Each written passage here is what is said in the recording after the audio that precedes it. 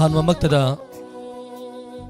ꯂꯥꯟꯊꯣꯛꯆꯔꯤꯕ entertainment program ꯊꯧꯔꯝ ꯁꯔꯨꯛ ꯌꯥꯕꯤꯔꯤꯕ ꯄꯨꯝꯅꯃꯛꯄꯨ ꯇꯔꯥꯝ ꯅꯣꯛꯆꯕꯒ ꯂꯣꯏꯅꯅ ꯑꯣꯂꯦꯟ ꯁꯥꯄꯝꯅ ꯏꯀꯣꯛꯅꯣꯅ ꯈꯨꯔꯨꯝꯖꯔꯤ ꯉꯁꯤꯒꯤ ꯊꯧꯔꯝ ꯑꯁꯤꯗ ꯑꯩꯈꯣꯏꯒꯤ ꯁꯤꯖꯤꯟꯅꯖꯔꯤꯕ ꯅꯝꯕꯔ 7005707808 ꯑꯃꯨꯛꯀ ꯍꯟꯅ 7005707808 ꯍꯥꯏꯔꯤꯕ ꯅꯝꯕꯔ ꯑꯁꯤꯗ call ꯇꯧꯕꯤꯔꯛꯇꯨꯅ ngasi lanthokchariba entertainment program thoram saru yabiu lanthokchariba thoram asi platform nipan da khonjeloina amadi miyeng tawa fangbigani khonjeloina 90.0 wahong radio kusem radio manipur online radio visual da iscom ham channel 129 elite tv sk tv gtpl hariba channel sing sida thoram asi saru yaba fangbigani amani diamond tv ge youtube amadi facebook ta lanthokchariba thoram asi su miyeng tawa fangbigani ngasi gi thoram asida toina call phangbiba singna nongmani ni kalaga thoram saru yabiu call phangdriba singda kudong saba pimina dona ngasigi lantok sariba entertainment program saru yaminasi lapsat lengsin birak paran biru wangkem renu toizam amita thaunawjam takachari padama thank you ima ibem hal susila okram oinam ahan bi takachari thoram saru yabira pa facebook live tele video singna su like amadi share namiduna thoram asi saru yabiu Nasigi ako'y sisinazariba number 7005707808 call hangduna tamjare call tawiu saru yabiu awawa wakal nakal tamsi miku amateur sumamo nokminaduna ngasigi lantok sariba 90.0 amadi diamond tv gi thoram saru yabiduna momon minok nokminasi ngasigi thoram lantok sabasida aswera kanagumbi amatada karim kathai manachade thoram mapung pana bahon najarakpani khanbisi Hello Hello. Hello. Hello. Taram noksari madam mingale phanga tapiu. Sai undi tauba. Tagatsari madam taram saruya birappa. Asi kai mathal sabirage. Sangchidi belendri mele kanserun thuange. Dalan toksari bataram masade kai urpi gani. Isai maten sarake. Hobi rasi chawa.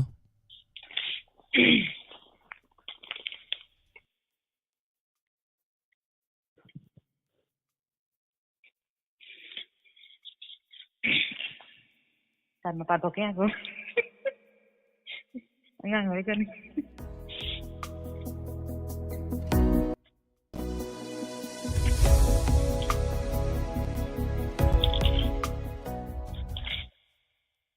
자, 그래. 소개하자. 만난 그딩 남김없이 섰던도 눈치 봐서 짠두나 모노노 오빠 니노네 나 니노나 만난 그긴 우리 남기는 시비 쳤던 돈 더 모이는 낭부디 뭉치지 알렉트리 나게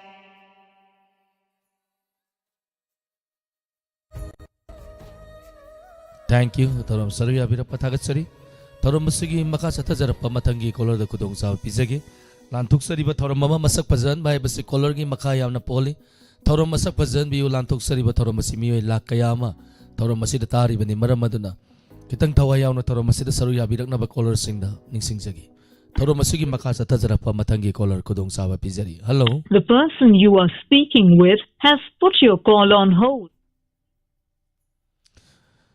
Ranabir wangkem tagatsari padama devi tagatsari thoram saru yabirappa NG memsa tagatsari amita thaunawjam tagatsari thoram saru yabirappa hello Hello, good evening, sir.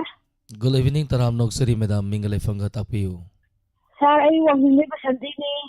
tagatsari thoram saru yabirappa kari mathal sabirage Sir, masidi metric exam haidi na ichanu pa palkha yawe na yang ikai haiba.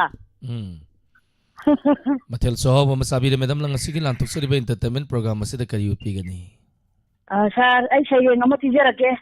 Hawirasi Sir, ay nangani wasi ay mo to thole tai. Ay som na mute tamjage madam ꯑꯩꯒꯤ ꯁꯩꯔꯦꯡꯒꯤ ꯃꯃꯤꯡꯗꯤ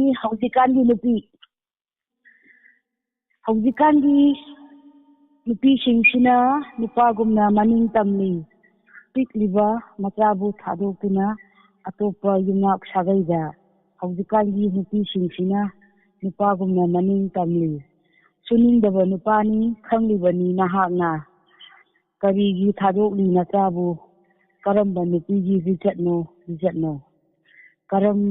ꯀꯅꯥꯅ ꯁꯦꯟꯅꯕꯤꯅꯤ ꯅꯆꯥꯗꯣ ꯍꯧꯖꯤꯛꯀꯥꯟꯒꯤ ꯅꯨꯄꯤꯁꯤꯡꯁꯤꯅ ꯅꯨꯄꯥꯒꯨꯝꯅ ꯃꯅꯤꯡ ꯇꯝꯂꯤ ꯅꯧꯖꯔꯤꯕ ꯑꯉꯥꯡꯁꯦ ꯀꯩꯁꯨ ꯈꯪꯕ ꯅꯠꯇꯦꯅꯦ ꯃꯤꯂꯨ ꯄꯤꯔꯥꯡ ꯀꯪꯂꯔꯣꯏ ꯃꯃꯥꯒꯤ ꯃꯤꯅꯨꯡꯁꯤ ꯐꯪꯂꯔꯣꯏ ꯉꯝꯂꯣꯏ ꯑꯩꯗꯤ ꯏꯆꯥꯒ ꯀꯥꯏꯅꯕ ꯏꯆꯥꯕꯨ ꯀꯣꯟꯗꯨꯅ ꯍꯤꯡꯖꯒꯦ ꯍꯧꯖꯤꯛꯀꯥꯟꯒꯤ ꯅꯨꯄꯤꯁꯤꯡꯁꯤꯅ ꯅꯨꯄꯥꯒꯨꯝꯅ ꯃꯅꯤꯡ ꯇꯝꯂꯤ ꯄꯤꯛꯂꯤꯕ ꯃꯆꯥꯕꯨ ꯊꯥꯗꯣꯛꯇꯨꯅ ꯑꯇꯣꯞꯄ ꯌꯨꯝꯅꯥꯛ ꯁꯥꯒꯩꯗ ꯍꯧꯖꯤꯛꯀꯥꯟꯒꯤ ꯅꯨꯄꯤꯁꯤꯡꯁꯤꯅ ꯅꯨꯄꯥꯒꯨꯝꯅ ꯃꯅꯤꯡ ꯇꯝꯂꯤ ꯁꯥꯔ ꯋꯥꯈꯜꯅ ꯈꯨꯗꯛꯇ ꯁꯥꯒꯠꯆꯔꯒ ꯏꯖꯔꯛꯄꯅꯦ ꯂꯣꯏꯕꯤꯔꯕꯣ ꯃꯦꯗꯥꯝ ꯂꯣꯏꯖꯔꯦ ꯁꯥꯔ ꯌꯥꯝ ꯐꯖꯈ꯭ꯔꯦ ꯃꯦꯗꯥꯝꯒꯤ ꯁꯩꯔꯦꯡ ꯍꯥꯏꯕ ꯇꯥꯔꯦ ꯊꯥꯒꯠꯆꯔꯤ ꯃꯦꯗꯥꯝꯒꯤ ꯁꯩꯔꯦꯡ ꯃꯃꯜ ꯌꯥꯝꯂꯕ ꯋꯥꯍꯩ ꯍꯥꯏꯕ ꯇꯥꯏ ꯉꯥꯛꯇꯪ ꯀꯣꯛꯇ ꯁꯥꯒꯠꯂꯛꯄ ꯑꯣꯏꯇꯥꯔꯒꯁꯨ ꯌꯥꯝ ꯀꯥꯟꯅꯕ ꯋꯥꯐꯝ ꯀꯌꯥ ꯑꯃ ꯌꯥꯎꯕꯤꯔꯤ ꯊꯥꯒꯠꯆꯔꯤ ꯇꯧꯔꯝ ꯁꯔꯨ ꯌꯥꯕꯤꯔꯝꯕ ꯑꯗꯨꯝ ꯍꯥꯏꯖꯕꯗꯨꯅꯤ ꯑꯗꯨꯝ ꯀꯣꯂꯔꯁꯤꯡꯅ ꯄ꯭ꯔꯣꯒ꯭ꯔꯥꯝ ꯑꯁꯤ ꯃꯁꯛ ꯐꯖꯍꯟꯗꯣꯏꯅꯤ ꯅꯣꯛꯄ ꯃꯇꯝꯗ ꯑꯗꯨꯝ ꯅꯣꯛꯁꯤ ꯍꯤꯒꯠꯄ ꯃꯇꯝꯗ ꯑꯗꯨꯝ ꯍꯤꯒꯠꯁꯤ ꯂꯦꯞꯄ ꯂꯩꯇꯅ ꯆꯠꯊꯔꯛꯀꯗꯧꯔꯤꯕ ꯍꯥꯏꯕ ꯇꯥꯏ ꯏꯟꯇꯔꯇꯦꯟꯃꯦꯟ ꯄ꯭ꯔꯣꯒ꯭ꯔꯥꯝ ꯀꯅꯥꯅ ꯉꯝꯃꯤ ꯌꯦꯡꯉꯁꯤ ꯅꯨꯃꯤꯠ ꯑꯁꯤꯗ ꯑꯗꯨꯝ ꯈꯤꯒꯠꯄ ꯂꯥꯡꯕ ꯑꯗꯨꯝ ꯌꯥꯏ ꯑꯗꯨꯒ ꯄ꯭ꯔꯣꯒ꯭ꯔꯥꯝ ꯈꯨꯗꯤꯡꯒꯤ ꯁꯨꯝ ꯑꯗꯨꯃꯥꯏꯅ ꯁꯨꯝ ꯇꯧ ꯇꯥꯔꯒꯗꯤ ꯄ꯭ꯔꯣꯒ꯭ꯔꯥꯝꯁꯦ ꯇꯥꯔꯤꯕ ꯃꯤꯑꯣꯏ ꯂꯥꯛ ꯑꯃꯅꯤ ꯁꯤꯅ ꯇꯥꯅꯤꯡꯉꯛꯇꯕꯁꯨ ꯌꯥꯏ ꯃꯔꯝ ꯑꯗꯨꯅ ꯇꯥꯕꯤꯔꯤꯕꯁꯤꯡꯒꯤꯁꯨ ꯈꯤꯇꯪ ꯈꯜꯂꯀꯥꯟꯗ ꯀꯣꯂꯔꯁꯤꯡꯅ ꯃꯐꯝ ꯐꯖꯅ ꯀꯣꯜ ꯇꯧꯕꯤꯌꯨ ꯄꯨꯛꯅꯤꯡ ꯆꯪꯅ ꯊꯋꯥꯏ ꯇꯥꯅ ꯑꯩꯅ ꯁꯛꯀꯗꯧꯔꯤꯕ ꯏꯁꯩ ꯑꯩꯅ ꯊꯤꯔꯛꯀꯗꯧꯔꯤꯕ ꯁꯩꯔꯦꯡ ꯑꯁꯦ ꯃꯤꯑꯣꯏ ꯂꯥꯛ 4-5 ꯂꯥꯛ 6 ꯇꯥꯗꯣꯏꯅꯦ ꯏꯁꯥꯅ ꯒ꯭ꯌꯥꯟ ꯇꯥꯕꯤꯌꯨ ꯑꯗꯨꯒ ꯂꯥꯟꯊꯣꯛꯆꯔꯤꯕ ꯊꯧꯔꯝ ꯑꯁꯤ ꯃꯄꯨꯡ ꯐꯥꯍꯟꯒꯦ ꯍꯥꯏꯇꯥꯔꯒꯗꯤ ꯀꯣꯂꯔꯁꯤꯡꯅꯅꯤ ꯍꯥꯏꯕ ꯇꯥꯔꯦ ꯅꯠꯇ꯭ꯔꯅꯦ ꯍꯥꯏ ꯃꯊꯪꯒꯤ ꯀꯣꯂꯔ ꯂꯧꯈꯠꯆꯒꯦ ꯍꯜꯂꯣ ꯃꯤꯡꯒ ꯂꯩꯐꯝꯒ ꯇꯥꯛꯄꯤꯌꯨ ꯃꯦꯗꯥꯝꯒꯤ ꯐꯣꯟꯗꯣ ꯂꯥꯎꯠ ꯁ꯭ꯄꯤꯀꯔ ꯊꯥꯕꯤꯔꯒꯗꯤ ꯉꯥꯛꯇꯪ ꯃꯨꯊꯠꯄꯤꯌꯨ ꯊꯥꯗꯦ ꯃꯤꯡꯒ ꯂꯩꯐꯝꯒꯗꯣ ꯑꯃꯨꯛꯇꯪ ꯍꯟꯕꯤꯌꯨ ꯋꯥꯡꯕꯜꯗꯩ ꯀꯧꯋꯦ ꯊꯥꯒꯠꯆꯔꯤ ꯊꯧꯔꯝ ꯁꯔꯨꯛ ꯌꯥꯕꯤꯔꯛꯄ ꯀꯔꯤ ꯃꯊꯦꯜ ꯆꯥꯕꯤꯔꯒꯦ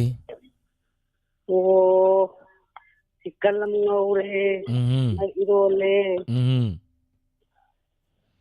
ꯂꯥꯟꯊꯣꯛꯆꯔꯤꯕ ꯀꯩ ꯃꯊꯦꯜ ꯆꯥꯔꯒꯦ ꯆꯥꯛ ꯆꯥꯖꯗ꯭ꯔꯤ ꯄ꯭ꯔꯣꯒ꯭ꯔꯥꯝ ꯂꯣꯏꯔ ꯆꯥꯖꯔꯒꯦ ꯂꯥꯟꯊꯣꯛꯆꯔꯤꯕ ꯊꯧꯔꯝ ꯑꯁꯤꯗ ꯀꯔꯤ ꯎꯠꯄꯤꯒꯅꯤ ꯏꯃꯥ ꯏꯁꯩ ꯁꯛꯅꯁꯤꯔꯣ ꯃꯇꯦꯛ ꯑꯃꯇꯪ ꯁꯛꯂꯛꯑꯒꯦ ꯐꯥꯗꯕ ꯉꯥꯛꯄꯤꯒꯅꯤ ꯍꯣꯏ ꯏꯃꯥ ꯑꯩ ꯉꯁꯤꯅ ꯑꯍꯥꯟꯕꯁꯨ ꯐꯪꯖꯕꯅꯤ ꯁꯛꯂꯛꯑꯒꯦ ꯍꯧꯕꯤꯔꯣ ꯏꯃꯥ ꯉꯥꯏꯔꯝꯒꯦ ꯑꯩꯁꯨ ꯅꯪꯕꯨ ꯃꯄꯣꯛꯂꯥꯡꯉꯣꯜ ꯑꯃꯗ ꯂꯩꯔꯥꯡ ꯑꯣꯏꯅ ꯁꯥꯠꯂꯝꯃꯤ ꯈꯨꯅꯨꯅ ꯉꯪꯉꯝꯃꯤ ꯍꯥꯖ ꯑꯣꯏꯅ ꯉꯪꯉꯝꯃꯤ ꯅꯉꯥꯟꯗ ꯑꯣꯏꯖꯒꯦ ꯎꯜꯂꯕꯅꯤ ꯑꯩꯗꯤ ꯇꯥꯏꯕꯪꯒꯤ ꯊꯧꯔꯤꯅ ꯍꯜꯂꯣ ꯎꯜꯂꯕꯅꯤ ꯑꯩꯗꯤ ꯇꯥꯏꯕꯪꯒꯤ ꯊꯧꯔꯤꯅ ꯅꯪꯒꯤ ꯅꯣꯛ ꯑꯃꯅ ꯑꯩꯒꯤ ꯋꯥꯈꯜ ꯈꯔꯌꯧ ꯅꯪꯒꯤ ꯋꯥꯈꯜ ꯑꯃꯅ ꯑꯩꯒꯤ ꯋꯥꯈꯜ ꯈꯔꯌꯧ ꯉꯥꯏꯔꯝꯒꯦ ꯑꯩ ꯅꯪꯕꯨ ꯃꯄꯣꯛꯂꯥꯡꯉꯣꯜ ꯑꯃꯗ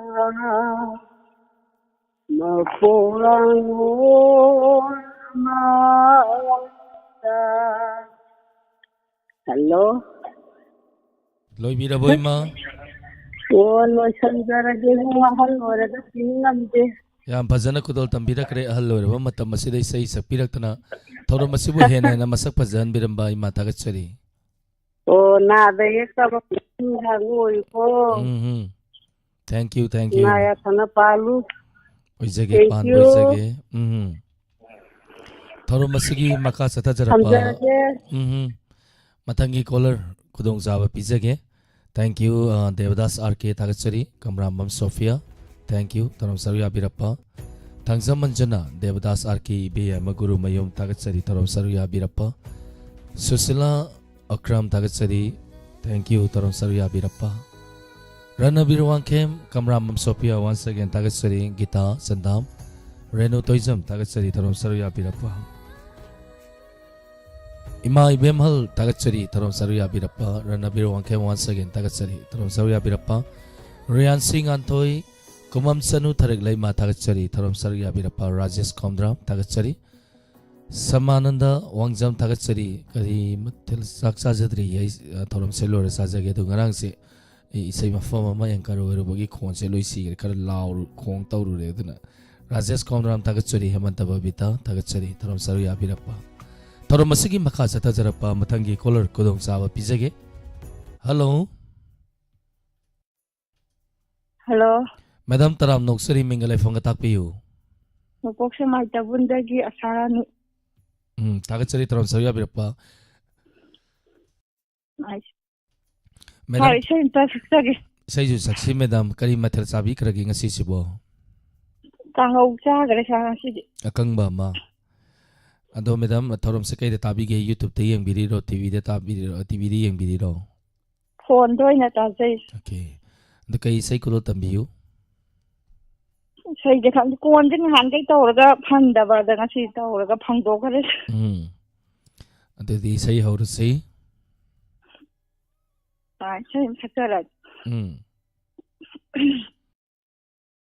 In love, Ayuki, Ligla Marina, Tamoibo in Hanba, Lamlavadi, in love, Ayuki, Ligla Marina, Tamoibo in Hanba, Lamlavadi. Anjali Nusiba Sama Sama Kainagari Awaba Mai Sato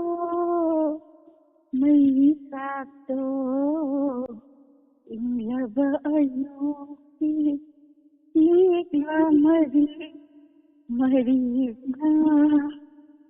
Mahausani Nongganji Apai balai silna Nanganabi nong jadi Atam aukiba Asa ini edam stot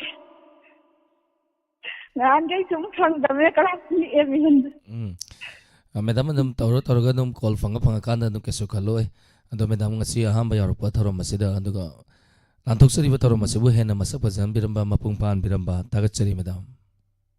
Thank you, sir. Matangi Kolar Kodong Sa Pizagin, Naina Karmamam, Tagatsari, Taram Saru Yabirappa. Thank you. And the Matangi Kolar Kodong Sa Pizari, Kanano Muya Minasi. Hello. Hello. Hello. Madam Mingalay Fangatapiu. Phone tawjaraiba aisha Lorem Adipatagi Yam Landoni. Yamnungai Madam Taram Saru Yabirappa. Madam Taram Sekai the Tabige. YouTube the young Japanese are fond. Yamnungai Madam Taram Saru Yabirappa. Madam Kai Matel Sabira Ging a Sisipo. Not from Buenos Aires. Matel Soa Masare, the Madam Mosik Sagala Pasida. Kari Matel Nagi how we again, Madam. Have you can't just cancel Gumba? Some put Gumba Karahaw. Okay. At the Madam Lantoksari entertainment program, Masita Kari would be any. Say a matan to say it over. How we the same, Madam. I hope to listen.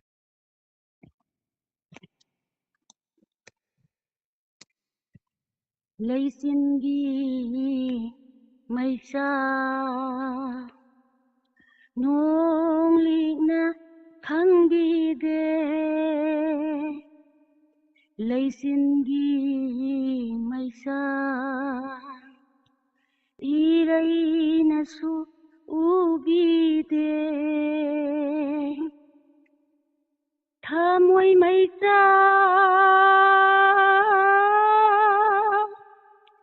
이랑나할리 강비대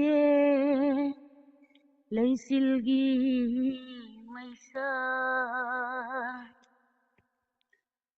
ꯉꯥꯏꯔꯛꯄꯅꯤꯀꯣ ꯉꯁꯤꯗꯤ ꯂꯥꯛꯂꯦ ꯊꯦꯡꯅꯖꯔꯦꯅꯦ ꯂꯝꯕꯤꯁꯤꯗ ꯉꯥꯏꯔꯛꯄꯅꯤꯀꯣ ꯉꯁꯤꯗꯤ ꯂꯥꯛꯂꯦ ꯊꯦꯡꯅꯖꯔꯦꯅꯦ ꯂꯝꯕꯤꯁꯤꯗ ꯂꯥꯞꯂꯦ ꯂꯥꯞꯅ ꯅꯇꯨꯡ ꯏꯟꯅꯤ ꯅꯪꯒꯤ ꯋꯥꯈꯜꯗ ꯑꯉꯥꯎꯕꯤꯒꯨꯝ ꯆꯪꯁꯤꯟꯕꯁꯨ ꯌꯥꯗꯔꯦ ꯍꯟꯗꯣꯛꯄꯁꯨ ꯉꯝꯗꯔꯦ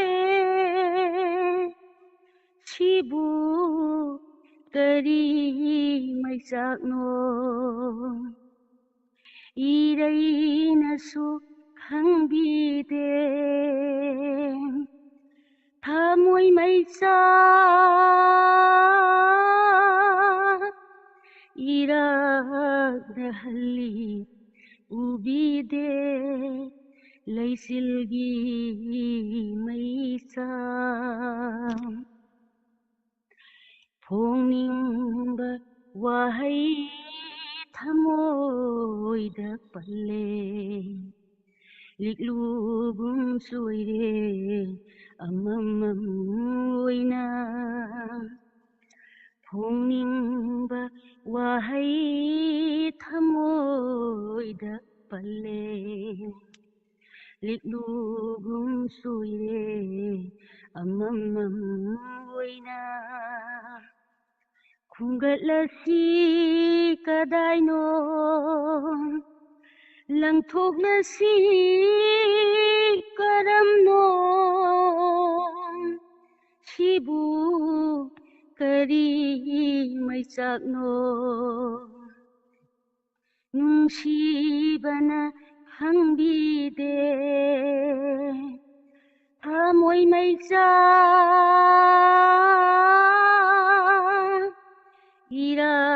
이락나할리 우비대 ꯂꯩꯆꯤꯜꯒꯤ ꯃꯩꯁꯥ 이래인하수 강비대 ꯂꯩꯆꯤꯜꯒꯤ ꯃꯩꯁꯥ ꯂꯣꯏꯁꯤꯟꯖꯔꯦ ꯁꯥꯃꯁꯤꯗ Thank you, Madam. Isay yam fazana kudol tambirakre. Tagachari, konjensu yamna fazay isay yam fazaba isay ma sakpirapagidamagta tagachari. 사가서리 사무소 Thank you. Taromasugi makachata zarapa matangi color mukutong sa pizage. Isay motom pramila tagachari Laurembam Victoria. Pabong Zen Kumar tagachari tarom saruya birapa Robin Maitay Kumuzam tagachari tarom saruya birapa. Christina Taunawzam tagachari Padama Devi Loidang Loirembam Mitay ma tagachari tarom saruya birapa. Rosmani and Rembam tagachari ngambiton nong tombam. Tangzamanjana was again tagachari Anjali Singh Tham tagachari tarom saruya birapa Zakai Demi Botomba tagachari tagachari tarom saruya birapa Sanabam Mala tagachari tarom saruya birapa Imabi Mala Konsam tagachari tarom saruya birapa Kumam Sanu Tarik Laima Sana Masa Arki tagachari Somaria Sanu Moirang Them Naina Kamrambam tagachari Rian Singh Antoy tagachari tarom saruya birapa Rajesh Kondram tagachari tarom saruya birapa Bisho Chandra Salam Asoibam Hemabati tagachari tarom saruya birapa Hemanta Babita tagachari tarom saruya birapa Tarom masigi makacha tajarapa matangi color kudong sawa pizage. Hello. Hello, good evening na. Taram noksari se mingalay fangamayam nang tanghay biyu.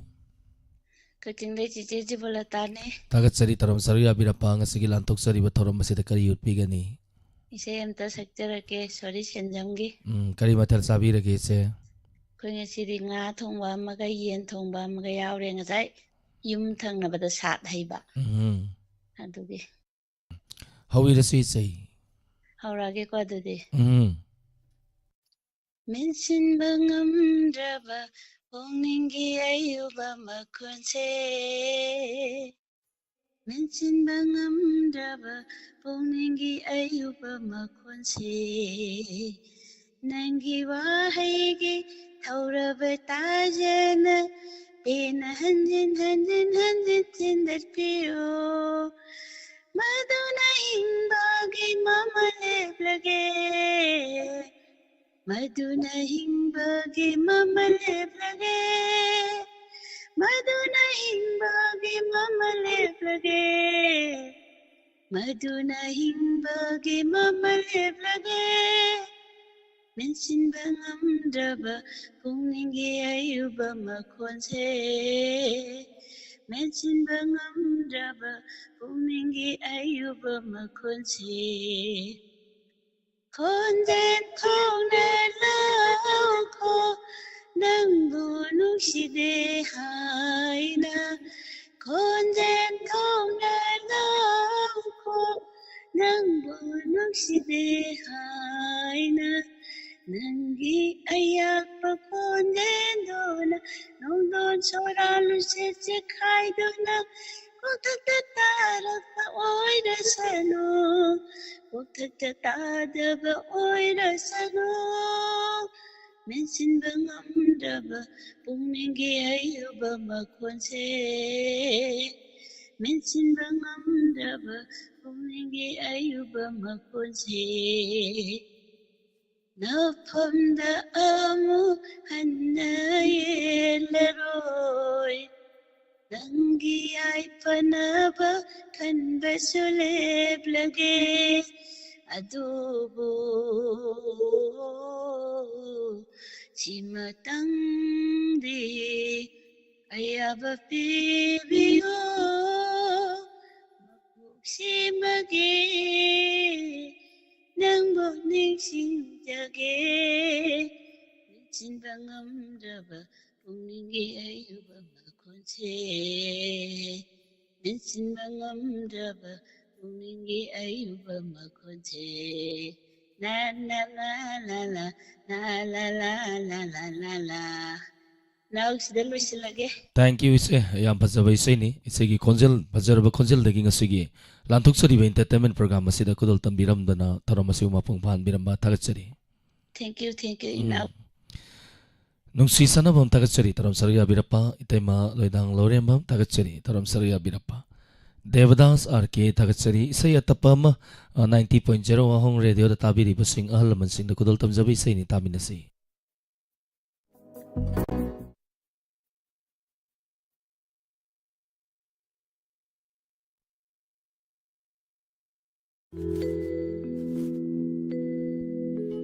Tai bangwa khalna mangdri ngai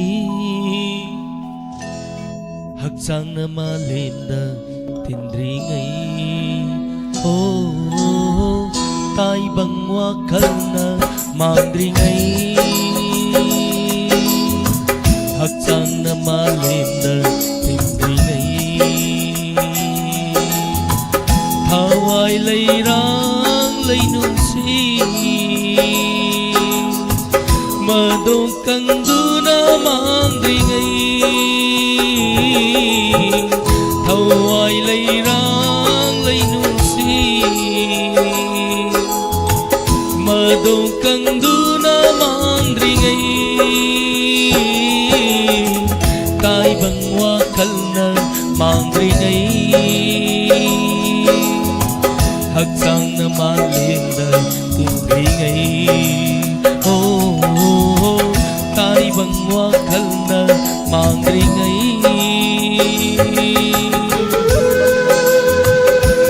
thank you Wakuiba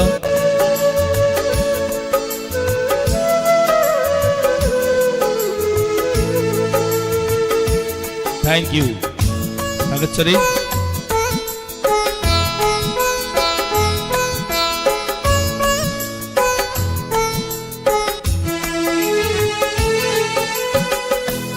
nung ki côi lâu năm đi nơ Palim sana udringai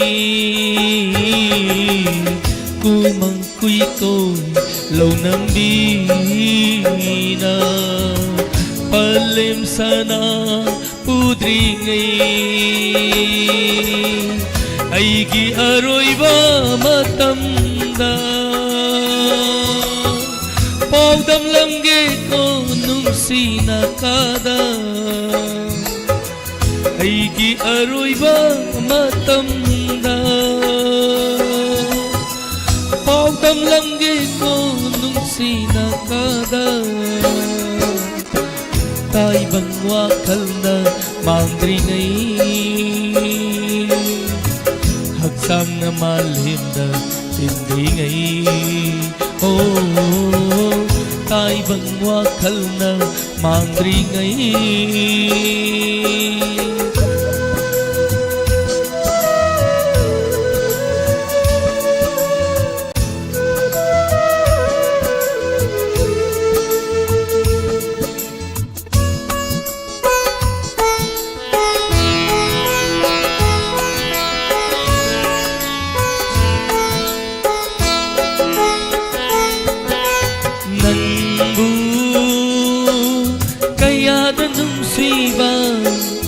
Aigi singlabat hamoina Kaya danung siba Aigi singlabat hamoina Piroy na nung sinakada Piroy na nung sinakada Lamge ay kita mo'y tamlamge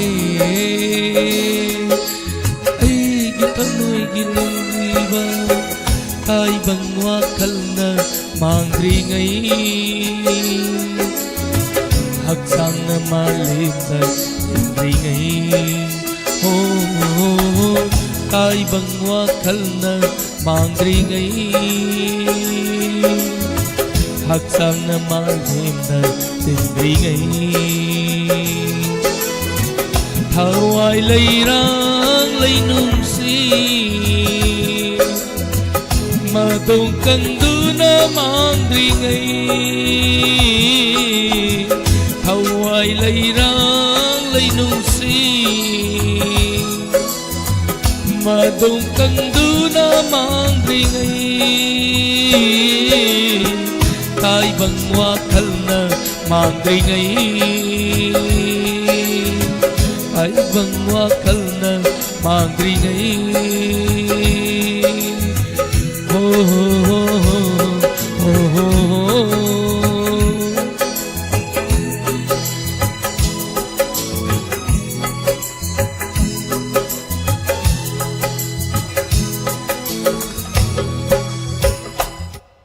Say sakpa yang wai ngasi di ano matanggi ko lada mo kutong sa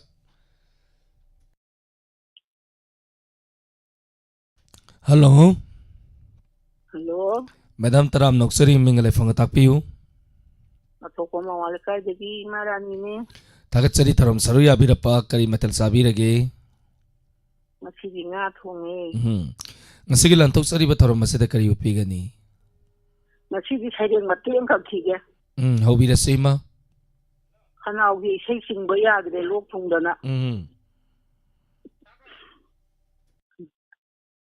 hawrage aigi haiba wahai sina nungsi hande mama macha machin manaw marup mapang pumnamak aigi ni haiba wahai sina thohanbani leibak irang hana sunaba nungsi hande amaga nahangna leiramdraba jati bijati gi lanchu thoklam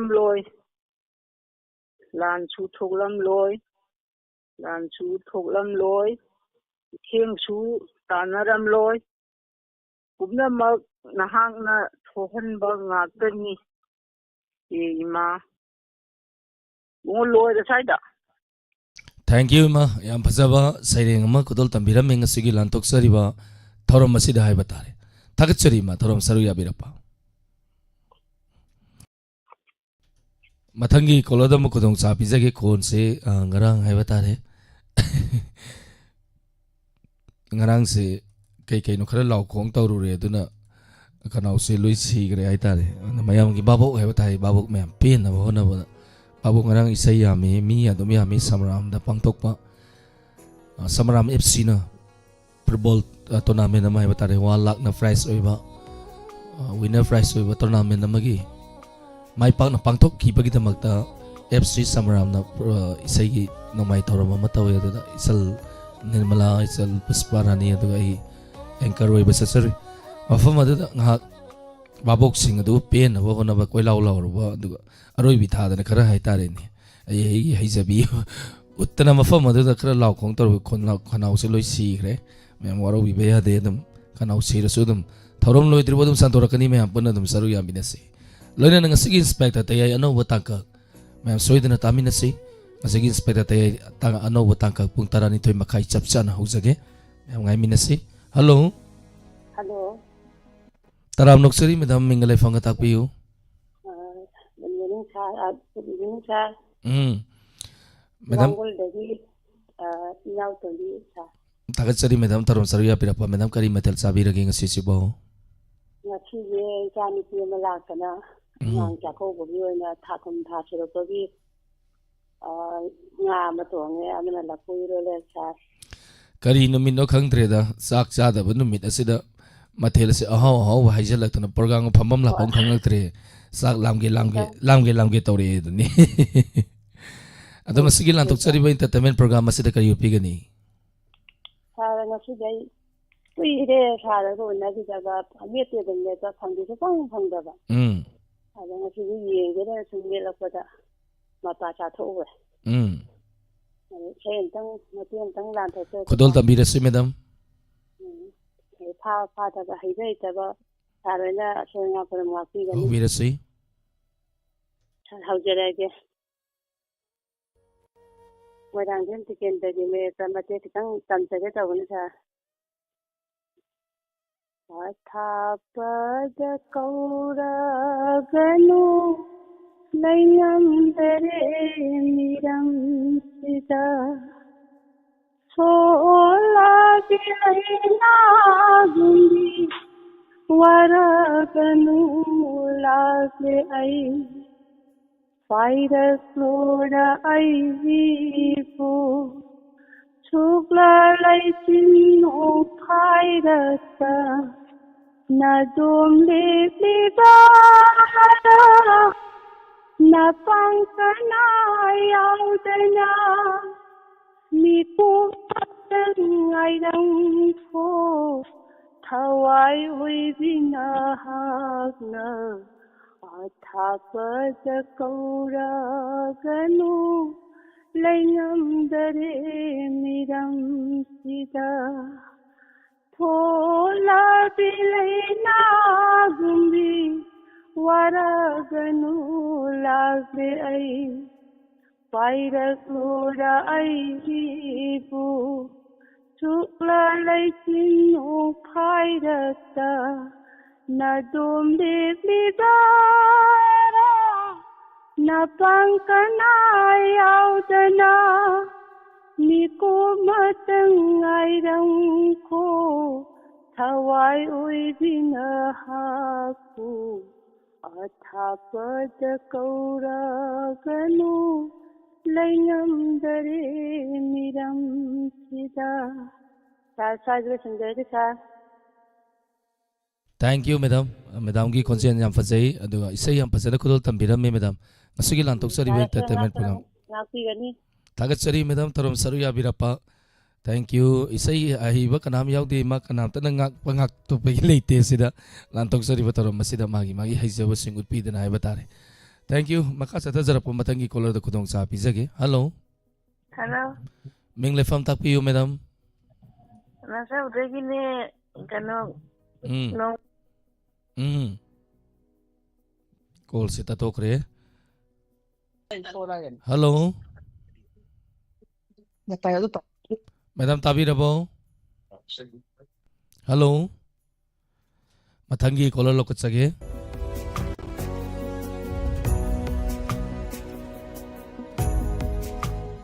Santi Laishram Tagatsari Mangal Guru Mayum Ning TV Se Motum Promila Tagatsari Taram Saruya Birapa Robi Yambem Valentina Tagatsari Nungai Zari Valentina Laurembam Victoria Tagatsari Susila Okram Wakairapa Mema Oinam Ahanbi Romita Sanasam Tagatsari Kamrambam Sofia Angobi Sorokhaibam Karo Devadas RK Rosemani Andrembam Tagatsari Padama Devi Bina Thaudam Tagatsari Taram Saruya Birapa Anjali Chingtham Branson Mangang Tagatsari Taram Saruya Birapa Robi Tagatsari Taram Saruya Birapa Oinam Ahanbi Rakesh Irom Kumam Sanu Tarik Laima Tagatsari Taram Saruya Birapa Ima Ibemhal Tagatsari Taram Saruya Birapa.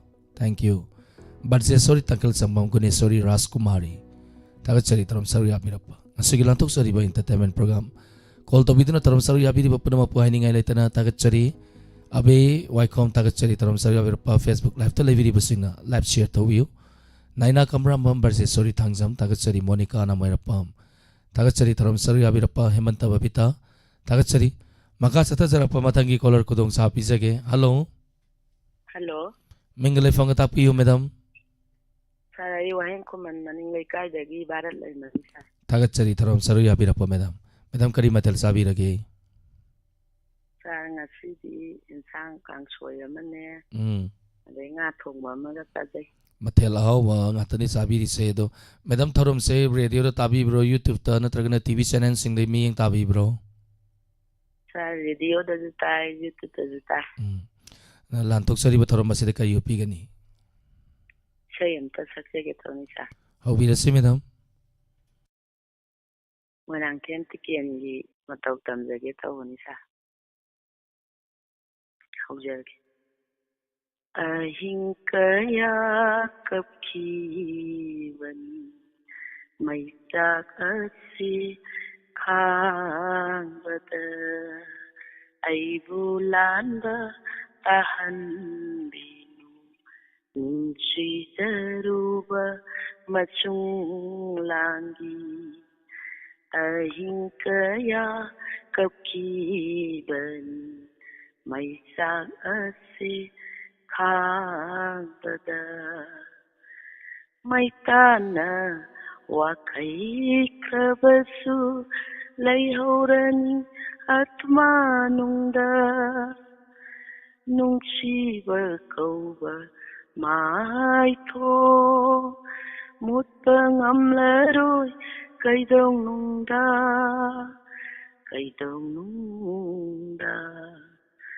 ahing kaya kapkiban may sakasi kang bada ay bulan ba tahan binu nunci daruba macung langgi minamgi kalaba nunci ba may sakto hinggan kamoyda karibu kanay punsise nungsibabu mirairaga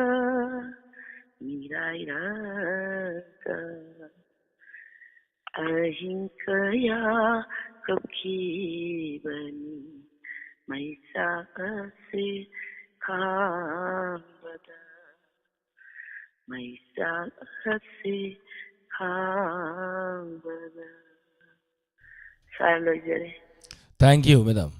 Yam isay fazana yam kudol tampirang re yam fazana. Madam Konjen suya na fazai isay suya na fazai isay ni lapsa talay biri basing na madam kita magta kuba hong na kubi na taga pire madam. Tagatsari madam taram Saruya biram dana taram masi umapong bahan biramba. Lapsa talay biri basing mingkara patok sage. Robi Tagatsari Mangal Guru Mayum Basanti Wangjam Tagatsari se Motum Pramila Sanasam Kapal Masa Tagatsari taram Saruya birapa. Taram masigi makasata zarapa matangi caller. Kudong Saba Pizari. Hello. Hello, good evening, sir. Good evening, Taramnog Sari was aming alay fang katapisi. Branson mga kabilam jawd daki, sir. Thank you. Thorom se uji kai de tabi ge. YouTube ꯇ ꯇꯥꯖꯩ ꯁꯥꯔ Kari mathel sabi rage oza.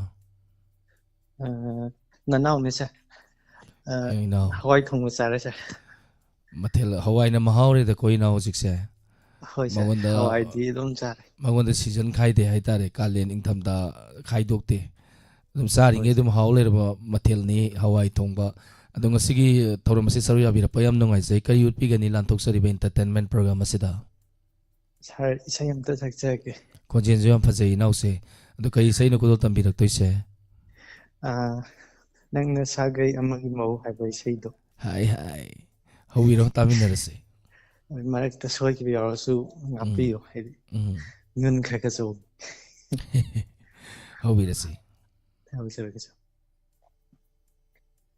ꯅꯪꯅ ꯁꯥꯒꯩ ꯑꯃꯒꯤ ꯃꯧꯅꯤ ꯑꯩꯅ ꯅꯪꯒꯤ ꯀꯥꯏꯅ ꯈꯣꯡꯂꯣꯏꯅꯤ ꯎꯅ ꯎꯅ ꯇꯥꯝꯅꯔ ꯄꯨꯟꯁꯤꯅꯤ ꯁꯛꯈꯪꯅꯗ꯭ꯔꯕ ꯂꯝꯂꯥꯟꯕ ꯑꯃꯒꯨꯝ ꯅꯪꯅ ꯁꯥꯒꯩ ꯑꯃꯒꯤ ꯃꯧꯅꯤ ꯑꯩꯅ ꯅꯪꯒꯤ ꯀꯥꯏꯅ ꯈꯣꯡꯂꯣꯏꯅꯤ ꯅꯣꯡꯃꯇꯁꯨ ꯌꯦꯡꯍꯧꯗꯦ ꯄꯥꯝꯃꯣꯏ ꯈꯟꯅ ꯅꯨꯡꯁꯤ ꯃꯥꯏꯊꯣꯡ ꯏꯃꯤꯠꯁꯤꯅ ꯄꯦꯟꯅ ꯅꯣꯡꯃꯇꯁꯨ ꯌꯦꯡꯍꯧꯗꯦ ꯄꯥꯝꯃꯣꯏ ꯈꯟꯅ ꯅꯨꯡꯁꯤ ꯃꯥꯏꯊꯣꯡ ꯏꯃꯤꯠꯁꯤꯅ ꯄꯦꯟꯅ ꯑꯔꯦꯞꯄꯅꯤ ꯈꯜꯂꯣꯏ ꯍꯧꯈꯤꯕ ꯄꯨꯟꯁꯤꯅ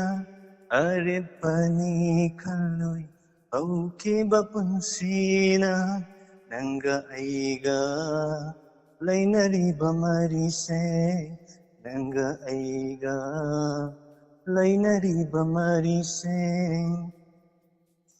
ꯃꯣꯜꯂꯕ ꯈꯨꯠꯁꯥꯅ ꯇꯅꯤꯛꯅ ꯄꯥꯏꯔꯒ ꯂꯦꯡꯈꯤꯕ ꯑꯉꯧꯕ ꯀꯨꯟꯗꯣ ꯄꯥꯔꯦ ꯑꯩꯒꯤꯅꯤ ꯈꯟꯅ ꯁꯣꯔꯤ ꯁꯥꯔ ꯃꯌꯦꯛꯇꯣ ꯀꯥꯎꯈ꯭ꯔꯦ Kalambani unsi se. Yang pasal ko kudol tambirakre inaw gi konjen yang pasal lum lauradana. Thank you inaw. Inaw gi Thank damakta you, sir. ko ba hau no ko bire lab chat tele biri ba maya puna mona. Tagat chari thorom saru ya bira. ꯊꯥꯒꯠꯆꯔꯤ thank you Thorom masigi maka satha jarapa mathangi caller kudong sa pizage. Thank you M10 tagat chari. Permesori waheng bam daina kwais boniam. Subadani yumnam tagat chari. Robi thank you thorom saru ya bira pa. Sanatombi Naurem Tagachari, Mai Bemhal, Tagachari Taram Saruya Birapa, Kamrambam Sophia, Hi Hi, Tagachari, Punamapu. Taramasugi Makasata Zarapa Matangi Color Kudong Sava Pizage, Kanano Muye Minasi. Hello, Hello. Mingale Fangatapi, madam. I could be telephone a bit. Madam give on the loudspeaker Tabi Regading at Mutat Pio. Mingale Fangong Tangan Bisi, madam. Hello, Hello. Mingale Fangong Tangan Bisi, madam. Could be telephone a bit. Madam kay matal sabi lagi ngasi sibo. Nakan. ꯁꯥꯔꯗꯒꯤ ꯀꯩꯅꯣ ꯇꯧꯕ ꯃꯥꯒꯤꯗꯒꯤ ꯀꯩꯅꯣꯅꯤ ꯃꯥꯒꯤ ꯍꯁꯕꯦꯟꯅꯤ ꯁꯥꯔ Okay, am nungay oza thorom saruya birapa. Oza kay matal sabi lagi. ꯉꯁꯤꯗꯒꯤ ꯍꯤꯟꯖꯥꯡ ꯀꯩꯅꯣ ꯆꯥꯔꯦ ꯈꯥꯃꯦꯟ ꯁꯤꯟꯕꯗꯒꯤ ꯀꯥꯡꯁꯣꯏ ꯆꯥꯔꯦ ꯁꯥꯔ Okay, am matam sige am sanaba matel ni oza. Oza hojik thorom se kay da tabiri no. ꯍꯧꯖꯤꯛꯗꯒꯤ ꯃꯇꯝ ꯃꯇꯝꯒꯤ ꯀꯩꯅꯣ ꯇꯧ ꯑꯗꯨꯝ ꯇꯥꯔꯤ ꯗꯥꯏꯃꯟꯒꯤ ꯀꯩꯅꯣ ꯇꯧꯕ Hojik si radio da tabiri ra TV da yang biri ro. Radio ꯑꯗꯨꯝ ꯇꯥꯔꯤ ꯁꯥꯔ Thank you oza thorom saruya birapa am nungay family samay thorom saruk kay birapa se. Am nungay zay.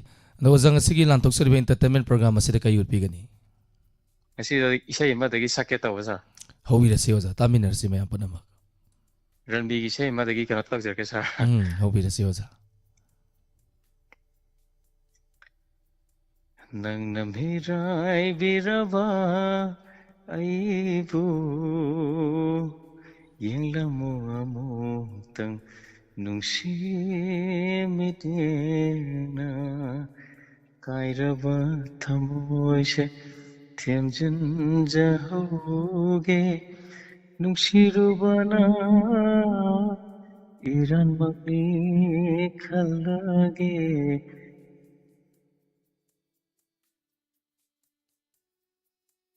ꯁꯤꯒꯤ ꯏꯁꯩꯁꯤꯃꯗꯒꯤ ꯁꯥꯔꯅ ꯀꯩꯅꯣ ꯇꯧꯕꯤꯔꯒꯗꯤ ꯌꯥꯝ ꯅꯨꯡꯉꯥꯏꯖꯅꯤ ꯍꯥꯏꯇꯥꯔꯦ ꯑꯩ ꯁꯣꯏꯗꯅ ꯍꯣꯠꯅꯖꯔꯛꯀꯦ ꯑꯩ ꯁꯣꯏꯗꯅ ꯇꯝꯖꯔꯛꯀꯦ ꯑꯣꯖꯥ ꯏꯁꯩꯁꯦ ꯌꯥꯝ ꯐꯖꯅ ꯁꯛꯄꯤꯔꯦ ꯑꯣꯖꯥ ꯏꯁꯩꯒ ꯍꯥꯟꯅꯒ ꯇꯝꯕꯤꯔꯛꯄ꯭ꯔꯣ ꯏꯁꯩꯁꯦ ꯁꯥꯔꯗꯒꯤ ꯍꯥꯟꯅꯗꯤ ꯃꯃꯥꯡꯗ ꯇꯝꯖꯔꯦ ꯁꯥꯔ ꯏꯁꯩ ꯁꯛꯂꯛꯄ ꯃꯇꯝꯗ ꯌꯥꯝ ꯐꯣꯝꯁꯦ ꯇꯥꯅ ꯍꯥꯏꯇꯥꯔꯦ ꯑꯣꯖꯥꯒꯤ ꯈꯣꯟꯖꯦꯜꯗꯒꯤ ꯑꯗꯨꯒ ꯂꯥꯟꯊꯣꯛꯄꯤꯔꯛꯄ ꯃꯇꯝꯗ ꯌꯥꯝ ꯐꯖꯅ ꯈꯨꯗꯣꯜ ꯇꯝꯕꯤꯔꯛꯀꯦ ꯑꯣꯖꯥ ꯑꯗꯨꯒꯤ ꯃꯈꯥ ꯇꯥꯔꯛꯄ ꯐꯥꯕꯤꯗ꯭ꯔꯕꯣ ꯏꯁꯩꯁꯦ ꯏꯁꯩꯗꯤ ꯑꯗꯨꯝ ꯐꯥꯗꯤ ꯐꯥꯏ ꯑꯗꯨꯝ ꯌꯥꯝ ꯀꯩꯅꯣ ꯇꯧꯕ ꯉꯁꯤꯅ ꯉꯁꯤꯅꯗꯒꯤ ꯑꯍꯥꯟꯕꯅꯦꯅ ꯑꯩꯅꯗꯒꯤ ꯍꯪꯖꯕꯗꯣ ꯁꯥꯔ ꯉꯍꯥꯟꯈꯩꯗꯤ ꯑꯩꯒꯤ ꯋꯥꯏꯐꯁꯤꯅꯗꯒꯤ ꯑꯗꯨꯝ ꯃꯃꯥꯡꯗ ꯇ꯭ꯔꯥꯏ ꯇꯧꯕ ꯑꯗꯨꯒ ꯑꯗꯨꯝ ꯐꯪꯕ ꯋꯥꯔꯤꯕꯤꯗꯨꯅ ꯁꯨꯝ ꯁꯥꯟꯅꯕ ꯑꯗꯒꯤ ꯑꯩꯅꯗꯒꯤ ꯉꯁꯤ ꯃꯥꯅꯁꯨ ꯑꯩꯒꯤ ꯋꯥꯏꯐꯁꯤꯅꯁꯨ ꯉꯁꯥꯏꯒꯤ ꯈꯨꯗꯛꯇꯗꯒꯤ ꯍꯥꯏꯔꯛꯄꯗꯨꯗ ꯑꯩꯁꯨ ꯁꯤꯗꯒꯤ ꯁꯨꯝ ꯑꯩꯁꯨ ꯁꯨꯝ ꯏꯁꯩꯗꯣ ꯁꯨꯝ ꯁꯛꯅꯤꯡꯉꯤ ꯁꯨꯝ ꯀꯩꯅꯣ ꯇꯧꯖꯕ ꯍꯥꯏꯇꯥꯔꯦ ꯌꯥꯝ ꯅꯨꯡꯉꯥꯏꯌꯦ ꯑꯣꯖꯥ ꯊꯧꯔꯝ ꯑꯁꯤꯗ ꯁꯞꯄꯣꯔꯠ ꯇꯧꯕꯤꯔꯛꯄ ꯑꯣꯖꯥ ꯍꯣꯏ ꯀꯩꯁꯨ ꯁꯥꯔ ꯏꯀꯥꯏꯒꯨꯝꯁꯤ ꯏꯁꯩꯗꯣ ꯃꯈꯥ ꯈꯤꯇꯪꯒ ꯇꯥꯕꯤꯌꯨ ꯅꯪꯅ ꯃꯤꯔꯥꯏꯕꯤꯔꯕ ꯑꯩꯕꯨ ꯌꯦꯡꯂꯝꯃꯨ ꯑꯃꯨꯛꯇꯪ ꯅꯨꯡꯁꯤꯃꯤꯇꯦꯡꯅ ꯀꯥꯏꯔꯕ ꯊꯃꯣꯏꯁꯦ ꯊꯦꯝꯖꯤꯟꯖꯍꯧꯒꯦ ꯅꯨꯡꯁꯤꯔꯨꯕꯅ 이란막니 칼라게 낭남이라이비라바 아이고 옌라무아무땅 농심이되나 Thank you. Oza yam pazai oza gi konsen tagi aduga matung tarakpa thauram kaya dasu soidana saru yabiu live Hoi chat sir. laibiri ba mayam puna mangna oza gi vocal isai se yam perfect way na mayam puna mangna thagat piri thagat sari oza thauram saru yabirakpa. Hoi, thank you sir. Thank you, thank you. Ngasi se caller no ba yam yaure hai tare. Masini mathel amma hong hong thana samina bai mathen si su hawi hai tare. Aduga thauram santuk sari ba kuju sinda ba caller su sindragadi program se phajaba khatang wali hai tare. Maram aduna caller su sindana caller se mathen se haw haw akoina thong wai de leirage mayamna thong na ba ngasi na hangam hayeng na saugri hangchitna lafu irona bagi na sum tawruk taragadi mathel se sin sa di hawi hai tare. Matau asumna maram aduna caller toina phangbikraba ngasi phangbikraba caller singna mu no manini he kalaga thoram saru yabiu thongliba mathen se mayam punna chamina se thauram asigi makha chata jarappa matangi caller da khudong chaba pijage kanano mu yemina se hello hello thank you thangjaman jana thagachari thauram saru yabirappa hello hello Hello. madam nakan giri radio do ngatang leithabiu Oh, later. mingalai fonga habiu Kachingdi, Mama Santi ne, Olen. hi Hi. taram noksari ma thauram saru yabirappa kari mathal sabirage Ngasi kangchui chare. asambam sabire do imauji thauram se radio da tabiramiro youtube te yengbiriro YouTube ta yengbane. kari utpi gani ngasigi lantok sari ba thauram basida Mama de atai di thidong haite isai saklakke. hawi rasima Hoi. Haurage ko. Kumgi nongju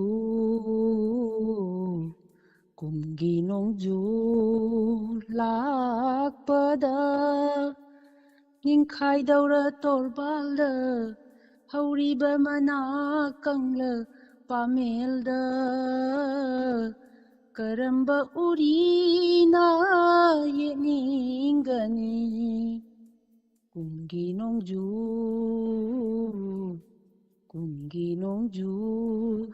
lakpada akhang kanbi oirabashu karamba upal karamba lairangna saningani laihau yaudraba ꯑꯩ ꯀꯪꯂꯥꯗ ꯅꯤꯡꯕ ꯀꯥꯏꯔꯕ ꯃꯤꯑꯣꯏꯕꯕꯨ ꯀꯅꯥꯅ ꯅꯨꯡꯁꯤ ꯍꯥꯏꯕꯤꯒꯅꯤ ꯅꯥꯀꯦꯟ ꯊꯥꯅ ꯂꯥꯛꯄꯗ ꯅꯥꯀꯦꯟ ꯊꯥꯅ ꯂꯥꯛꯄꯗ ꯀꯔꯝꯕ ꯎꯄꯥꯜꯅ ꯈꯥꯡꯉꯝꯒꯅꯤ ꯀꯨꯝꯒꯤ ꯅꯣꯡꯖꯨ ꯂꯥꯛꯄꯗ ꯅꯤꯡꯈꯥꯏꯗꯧꯔ ꯇꯣꯔꯕꯥꯜꯗ ꯍꯧꯔꯤꯕ ꯃꯅꯥ ꯀꯪꯂ ꯄꯥꯃꯦꯜꯗ ꯀꯔꯝꯕ ꯎꯔꯤꯅ ꯌꯦꯠꯅꯤꯡꯒꯅꯤ ꯀꯨꯝꯒꯤ ꯅꯣꯡꯖꯨ ꯂꯥꯛꯄꯗ ꯆꯠꯈ꯭ꯔꯁꯨ ꯃꯍꯥꯛꯄꯨ ꯊꯥꯗꯣꯛꯇꯨꯅ ꯅꯨꯡꯁꯤꯅ ꯀꯥꯏꯅꯈ꯭ꯔꯕ ꯊꯃꯣꯏ ꯑꯁꯦ ꯅꯨꯡꯁꯤ ꯍꯩꯇꯦ ꯍꯥꯏꯕꯤꯒꯅꯨ ꯃꯌꯣꯜ ꯆꯣꯡꯗ꯭ꯔꯕ ꯎꯄꯥꯜ ꯑꯁꯦ ꯀꯔꯝꯅ ꯍꯤꯡꯂꯤ ꯍꯥꯏꯅ ꯁꯤꯒꯦ ꯌꯦꯅꯤꯡꯊꯥꯅ ꯂꯥꯛꯄꯗ ꯀꯔꯝꯕ ꯂꯩꯔꯥꯡꯅ ꯀꯦꯅꯤꯡꯒꯅꯤ ꯀꯨꯝꯒꯤ ꯅꯣꯡꯖꯨ ꯂꯥꯛꯄꯗ ꯅꯤꯡꯈꯥꯏꯗꯧꯔ ꯇꯣꯔꯕꯥꯜꯗ ꯍꯧꯔꯤꯕ ꯃꯅꯥ ꯀꯪꯂ ꯄꯥꯃꯦꯜꯗ ꯀꯔꯝꯕ ꯎꯔꯤꯅ ꯌꯦꯠꯅꯤꯡꯒꯅꯤ ꯀꯨꯝꯒꯤ ꯅꯣꯡꯖꯨ ꯂꯥꯛꯄꯗ. Hello. ꯇꯥꯖꯩ ꯏꯃꯥ ꯇꯥꯖꯩ. Olen losilage phone number da isaasi yam waaghareeba ngasise. Aduna isaasi pungnikta ni'e kharaga haitabay mathakta ko sei sakpasi. Kainodo kainomta ningsangjawge. Haibiyo ima. Ngarang ahalongi thoram tawidana ko. As adu kaya yam nungsi aidine noksu no'e kapsu kape. Kainoga Nirmalaga kainoga na Pusparani ga kaino ama hangba. Ahanduna ama khumba. Aidi sum Mother's Day ga oibanina thamoisi yam nungsiba po'eba. Program dusu kaya nungai khare aina ne. Adu aina kainoma hangge da phone se chum namsukbang phangdane di tokreba. Aduda ahalon haise sahi se kaya daina kaya bau oheligeba. Sahi se ma sahi yankai gi mathak humpugi mathak amai sum tawani ma. Hoi aisu sahi yankai tarukti sujareba ko. Aduda aina wakhansida de ahanne du khaningdeba. Angang ni. Aduna aina kaino tawge asi yam program de yam nungai bado. Adu dang phongdoke na phone. Thank you mama support tawbirak pataka suri salani gi thoram salani. Pare. Thamjare. Yam talalai oi salani gi thoram bu puning thoga pirapa thagachari. Isai ama khul tamjage me punna mutaminasi.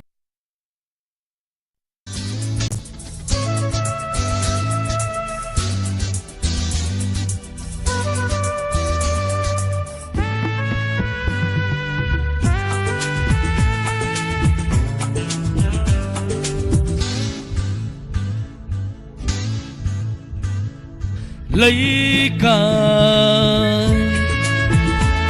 miyamna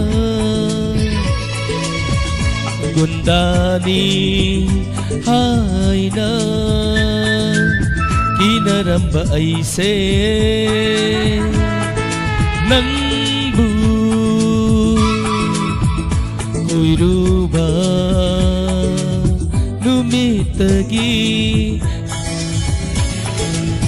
kananasu aibu kinare kananasu aibu kinare kanasu kidare kananasu kidare kananasu kidare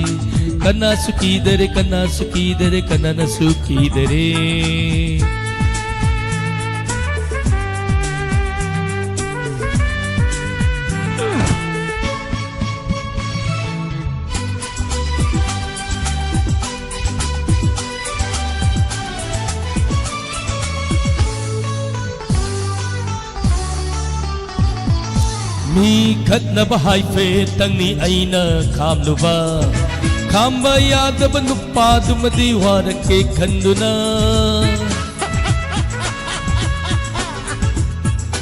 ओ यू थकपा हाइफे तंगनी अइना याउरुबा गुंदा ओइरग थकपा याउदे हाइकिनी खंदुना नंगना हेक्ता सिंथोरई युमदा संगबीरो हेक्ता महाय नंगना हेक्ता सिंथोरई आई ओइना खामजिली सिदबु kananano ay hapu kibidawa kanasukidare kanasukidare kananasukidare kanasukidare kanasukidare kananasukidare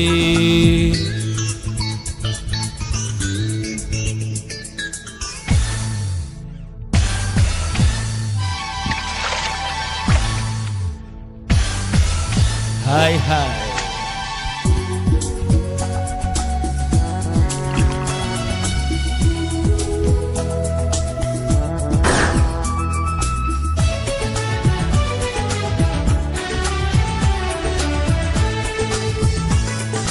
Habal songhanni songhallo aingonda tana hattare Isai tauhanni tauhallo aingonda hanglamdare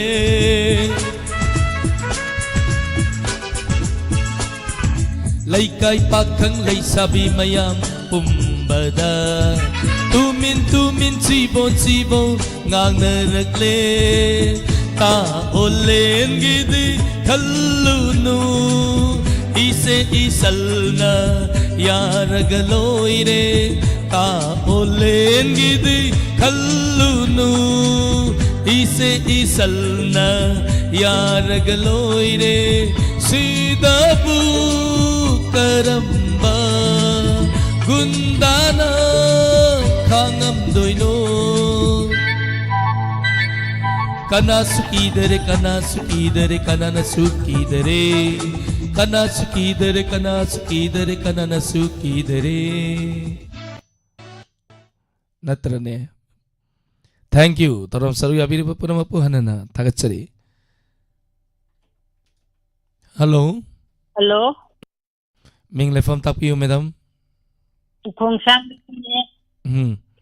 miem cha ka madam ki phone do loudspeaker thabi ragati ngatang muthat piyo o loudspeaker na mane Ming lefam ngadong tangan bi se madam khong sang de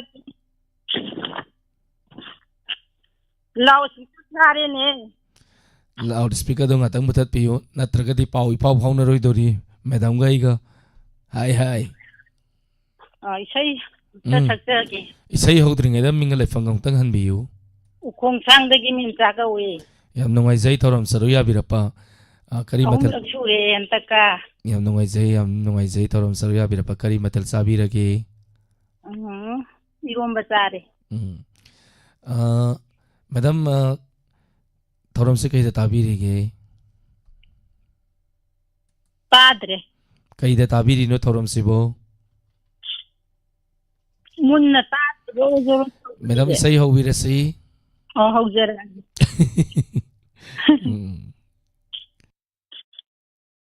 nungsinaba hayrunuta kainaragawabani nungsinaba hayrunu ita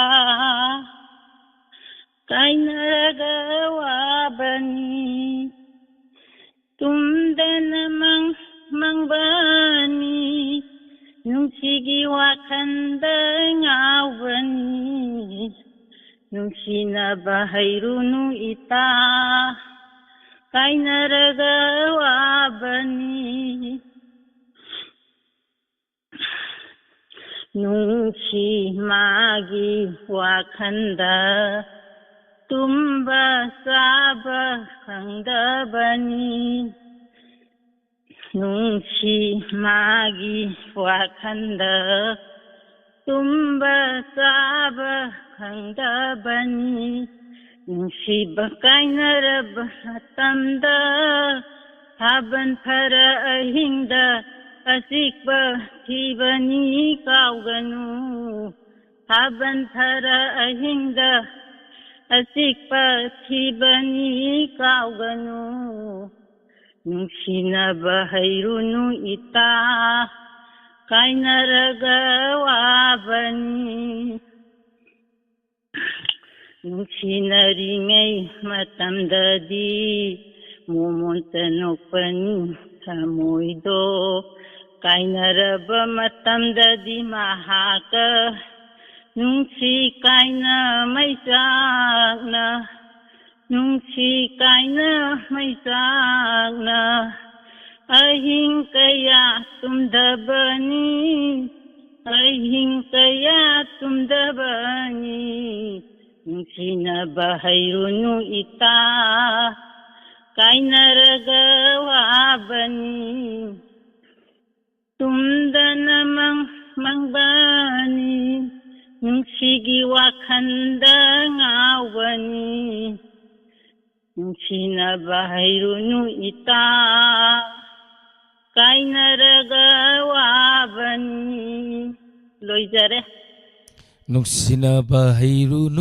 palim Kainaraga wabani Yang pazaba isay ni matam supagile huragada isay ma yang pazana kudol tambirakre Tagachari torom saruya biramdana torom masibum mapung bahan biramba Oo sa Torom masigi makasa tajarapa matangi caller lokot sage live sa sekana nungairi ngasi se hai hai Rasmani Devi nine tagachari pawung Zaintu Kumar tagachari torom saruya birappa Thank you Kamramam Sophia Sabir Maibam Subadani Yumna Yamasan Karibam tagachari torom saruya birappa Mangal Guru Mayum tagachari torom saruya birappa Imai Bemhal Pawung Zaintu Kumar once again tagachari torom saruya birappa Imangowi Sorokhaibam tagachari torom saruya birappa Rosobati Devi Adhikari Mayum tagachari torom saruya birappa Robi thank you Supriya Wangzam Kumam Sanu Tarik Laima tagachari torom saruya birappa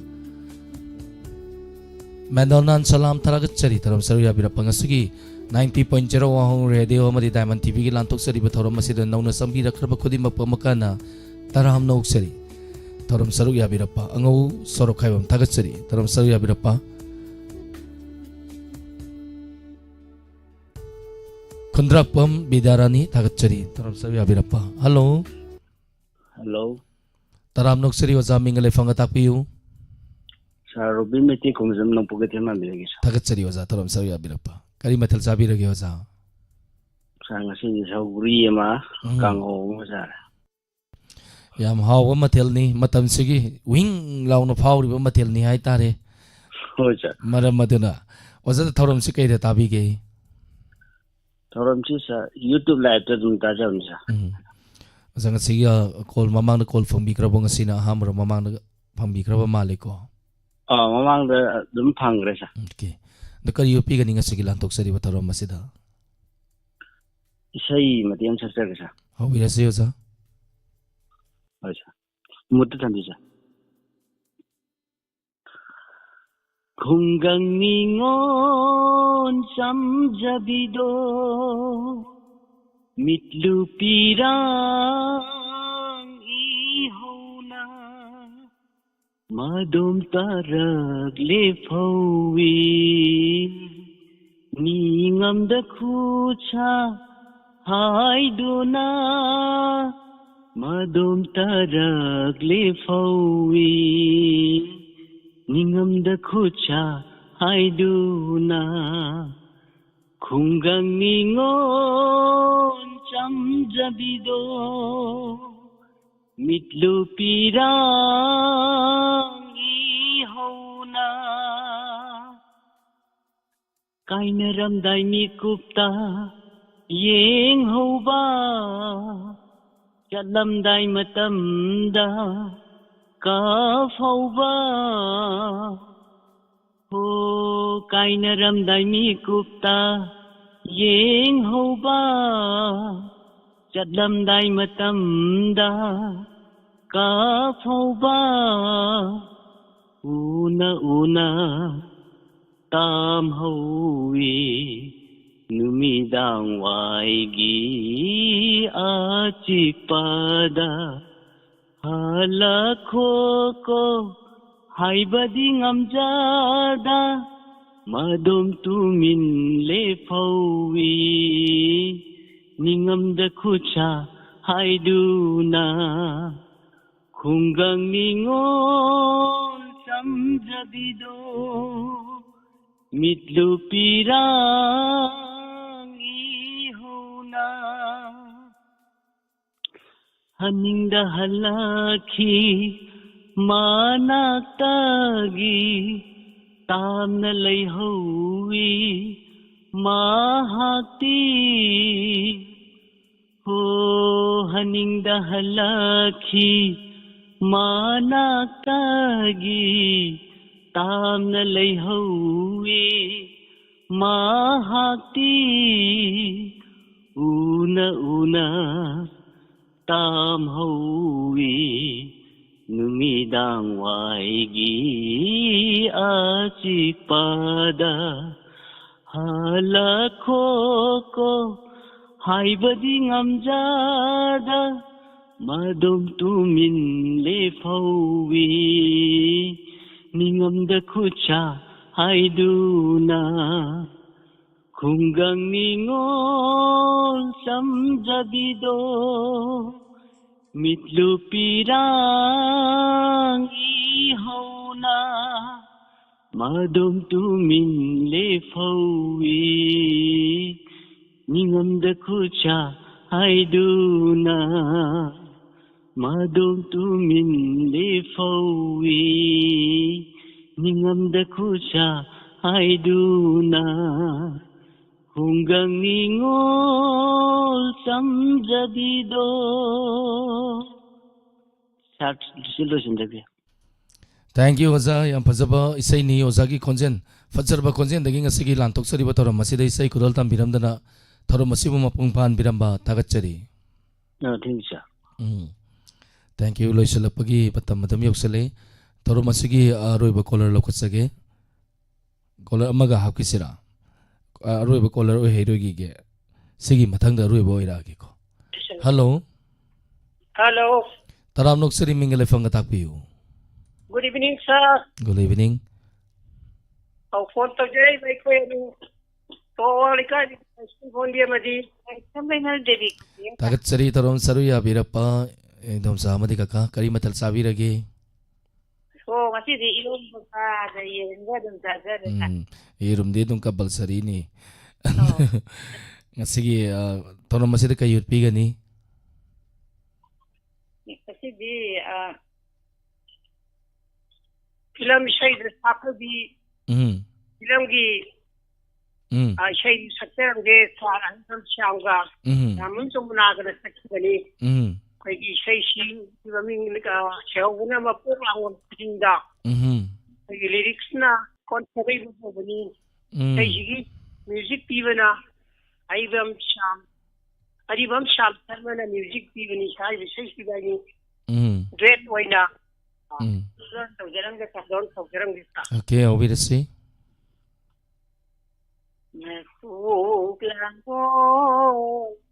Dinda manjana sadali pagi uglangon dinda manjana sadali jagi Tikla kum tindina pombi kum silokna manja nakada lejagi mapuglangon kudinda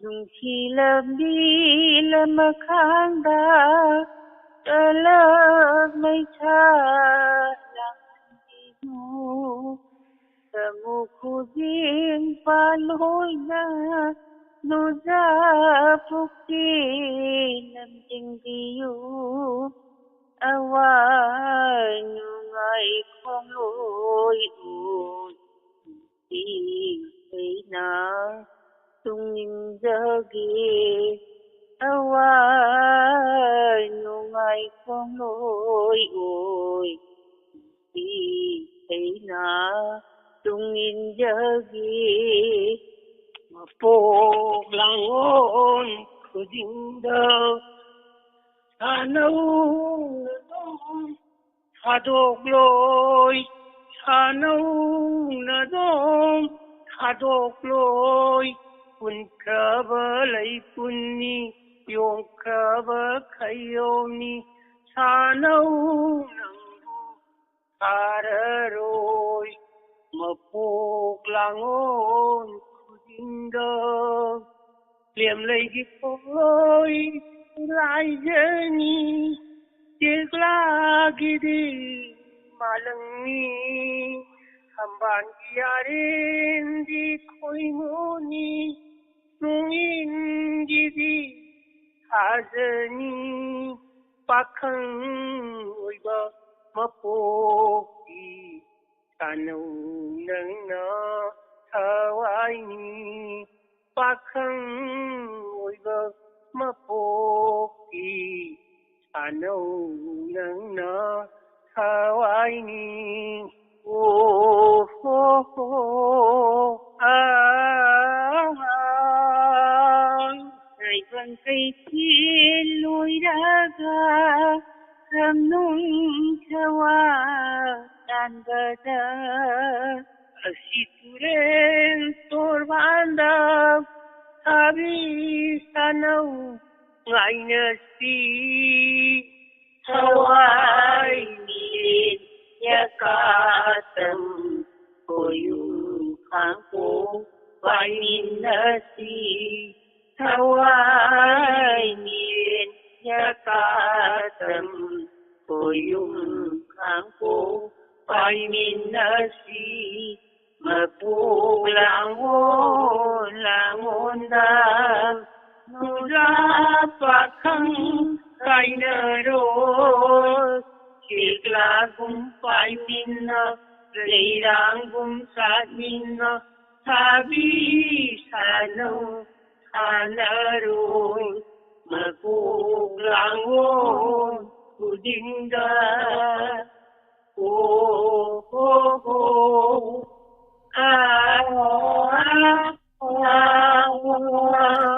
thank you sir Tagachari yam nungai ba family ni ando sida sula pirame dom sa ka ka se thank you very much isai yam phajana kudol tambira kare tagachari ngasi gi lantok sari ba thoram masida mapung thank you sir olen su olen o sa ni ji pedra tagachari hi thank you thoram masigi aroi ba kola lokacharge thoram masigi makha tarakpa ipom mayam puna muktamina singasigi ipom ujar mela kudol tamjarakani andum aibtare puna muktamina kisi ngasigi inspector tayai ano utang ka pung tarani thoi makai chapsana hausagani mayam soidana tabiyu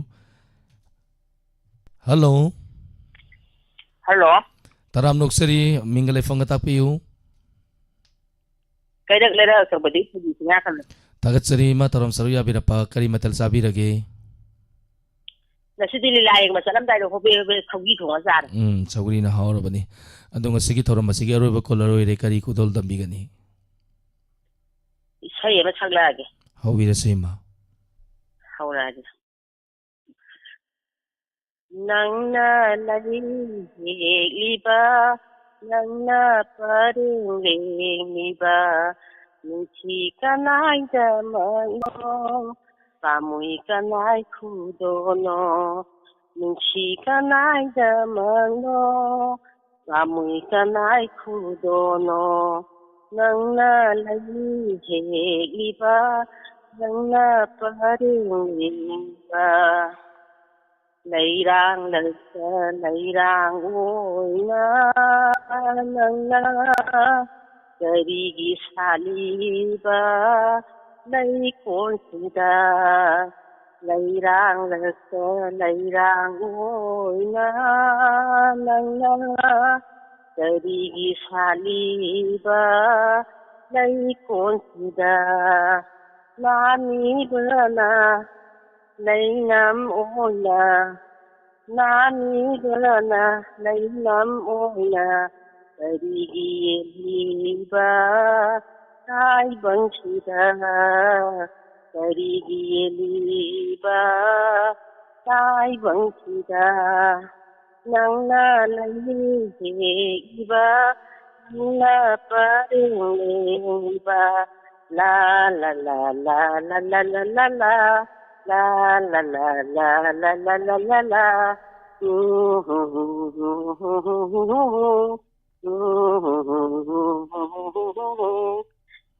लोइसल्लगे लालादा yam fazana munda yam nungaina sakbirakre ngasigi aruiba kolor ima se thagatsari ma toro masida saru ya biramba toro masibu mapung phan biramba hoi raina joreba kolawade jana hajibda kaawda लालादा लोइसनजेदा मखा ताबा खंगजदि chumi hai boiraktra khangbu khangaktra lala na dum samgi be hai koima adine ne samjala loisalida thank you thagatsari samjal isai aruiba isai makudol tamjaramge maka tarapa kolar lokochararoi toro masigi maka tarapada dum keno taminer se ipom ujar mela taminer se ngasigi hingja saksa jadri aruiba isai se halaman singda 90.0 wa hong radio tabiri besing halaman singda katok sabai isai ni taminer se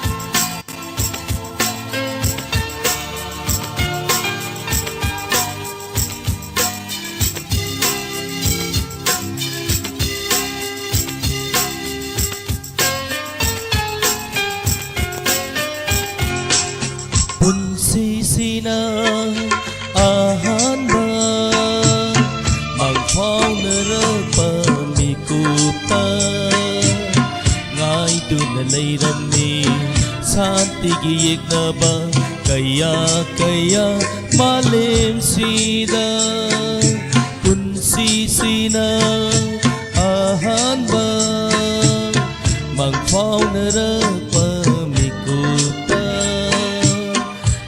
duna leiramni santigi yeknaba kaya malem sida tizarui ai haksu santigi haurakam kadaidano adubu mangki aduma amamba maikulakta mahati punsisina ahanba magpawnara pamikupa ngai duna leiramni santigi yeknaba kaya malem sida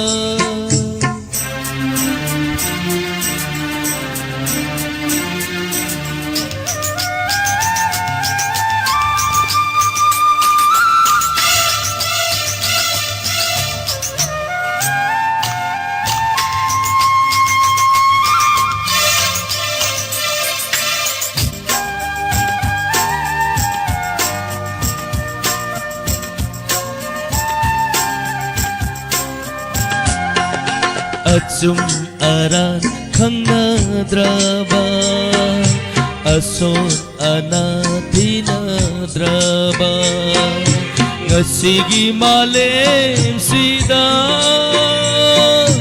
hingliba punsi se karigida maktano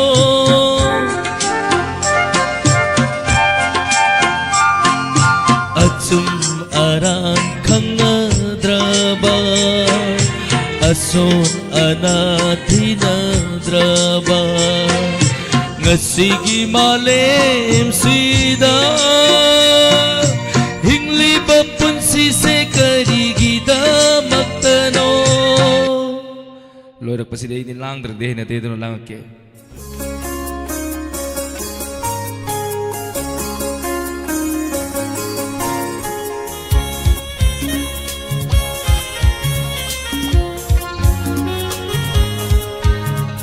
hey la la la la la la hey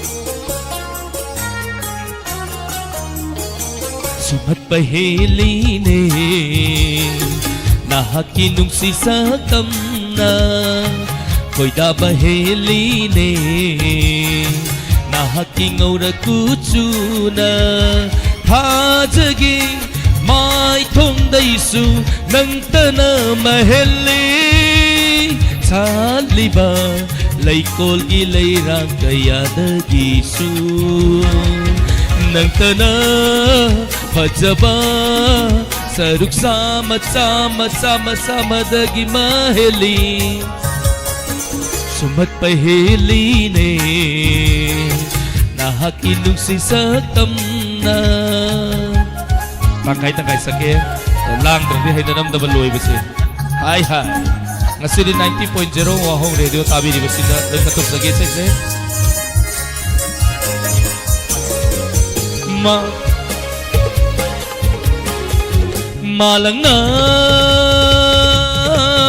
Malang na Humdu na Yeli balay nam daisu Nung si baheline Nahakising himanam na Malang na Humdu na Yeli balay nam daisu Nung si baheline Nahakising himanam na Sumthangi matsu tagisu Nai tompak bidur batara dagisu Isai gisura dagi tamnagi khol dila Nangi kumthana Koi thumba maheli Pumna magtay pumhenheli Nang tana Loisanjage tagat churi ngasigi 90.0 Wahong radio amadi Diamond TV tabiriba maya punamak hanan tagat churi Thorum masigi makha tarakpada lantok sagani ipom maya punna magtami ngasigi ipom uzar mela Tonga ba platform sing da thorum masibu saru yadna thorum pumpan biriba madi caller sing buhay ni ngalaitana tagat churi hauzik unity mikku kredang miyam dagi laptop sage inspector tayay ano butangka pung tarani thoy makai chapchana hauzagani miyam soidan saru yabiu Hauzik unity mikku kredang miyam dagi laptop sari punna magpu alen sapamna Khurum jari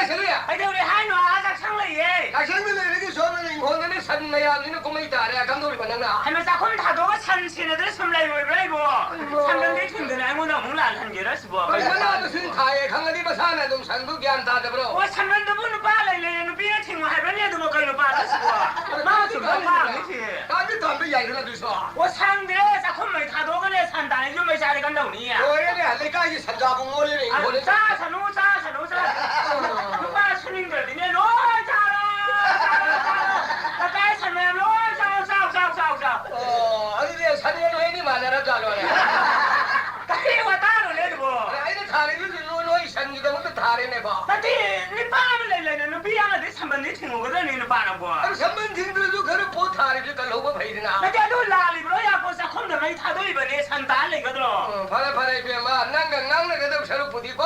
하 얀다나 아다 자가나 살아가 이 우이르가 레용 가라니. พาเลนาลูกก็โทษที่กำลังเชโลให้กฤษณะให้รังก็ยาววิรุโล 맞아. 파래라.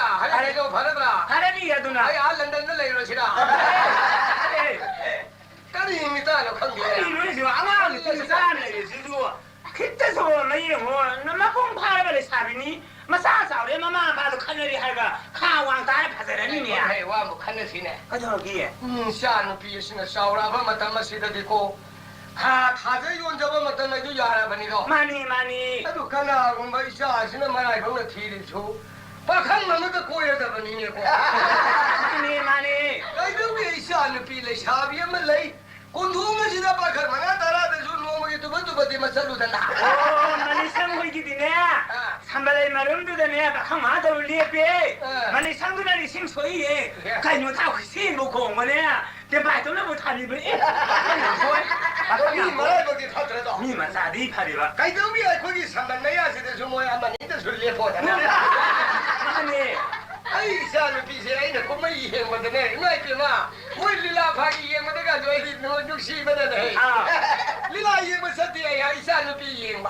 มากันด้วยใช่ป่ะ 마이 비마 샤는 비드는 릴라가 이행제버세. 릴라도 이행제도 뭡니까? ได้ยี่ยงแล้วดีอ่ะ 너 포그론도도 원을래. 아니 노래 마이 샤는 비리 샤비세. 마두기 아니 다데레버니. ใครรู้ได้ 나랑 제일 릴라 사내래 되나? 나랑 릴라 사나봐 답은 쏘가 봐. 누가가 부크리가 봐 부크리도 싱쇼기 버시나 가이노. 아주 한미 연기에 봐 강진가. ซานี่ว่าได้ชาบีพายไม่ยานตาละป่ะ 아주 다들 연자만 못하면 핸도 없지. อะดูมันไม่ตั้งสุนัตย์มันอ่ะตั้งสุนัตย์มาคงที่บ่มาคติสุนัตย์ก็อยู่ว่าลิกิริซานี่ว่าเลยสิบ่ 아들이 mamma 이상들이 박형 부부도 아니네. คำมันได้ไปดูนี่คือการไปดู 아들이네. ก็ต้องทำมันเลยมวยสู้ 다리와 칸노 칸디네. 나한테 뭐있나 하루를 쉬고 나한테 레이 하이버기 라만 레이 하이버기 왜 말을 롱 파도도 줄라크나. 맞지야. 그럼 빨리가 하이버고 하이도 줄 한국라크나. น้องพัดว่าตัวเนี่ยอีสิ่งหลายสันทักเกจะมาให้เรานะ 뭐 용도 생기네.ลาที่เนี่ย 맞대. 아들 시작은 비시고 매운 밤에 강다는 망가들은 해. ก็อยู่วันนู้นลุงไม้ก็หาปริศาลก็ถ้าจะอยู่ในนี้มาตอนนี้การกินวันนี้การขังเด็ดกี่ก็อยู่วันนั้น 마사니 오늘 싸우라고 맞답니다.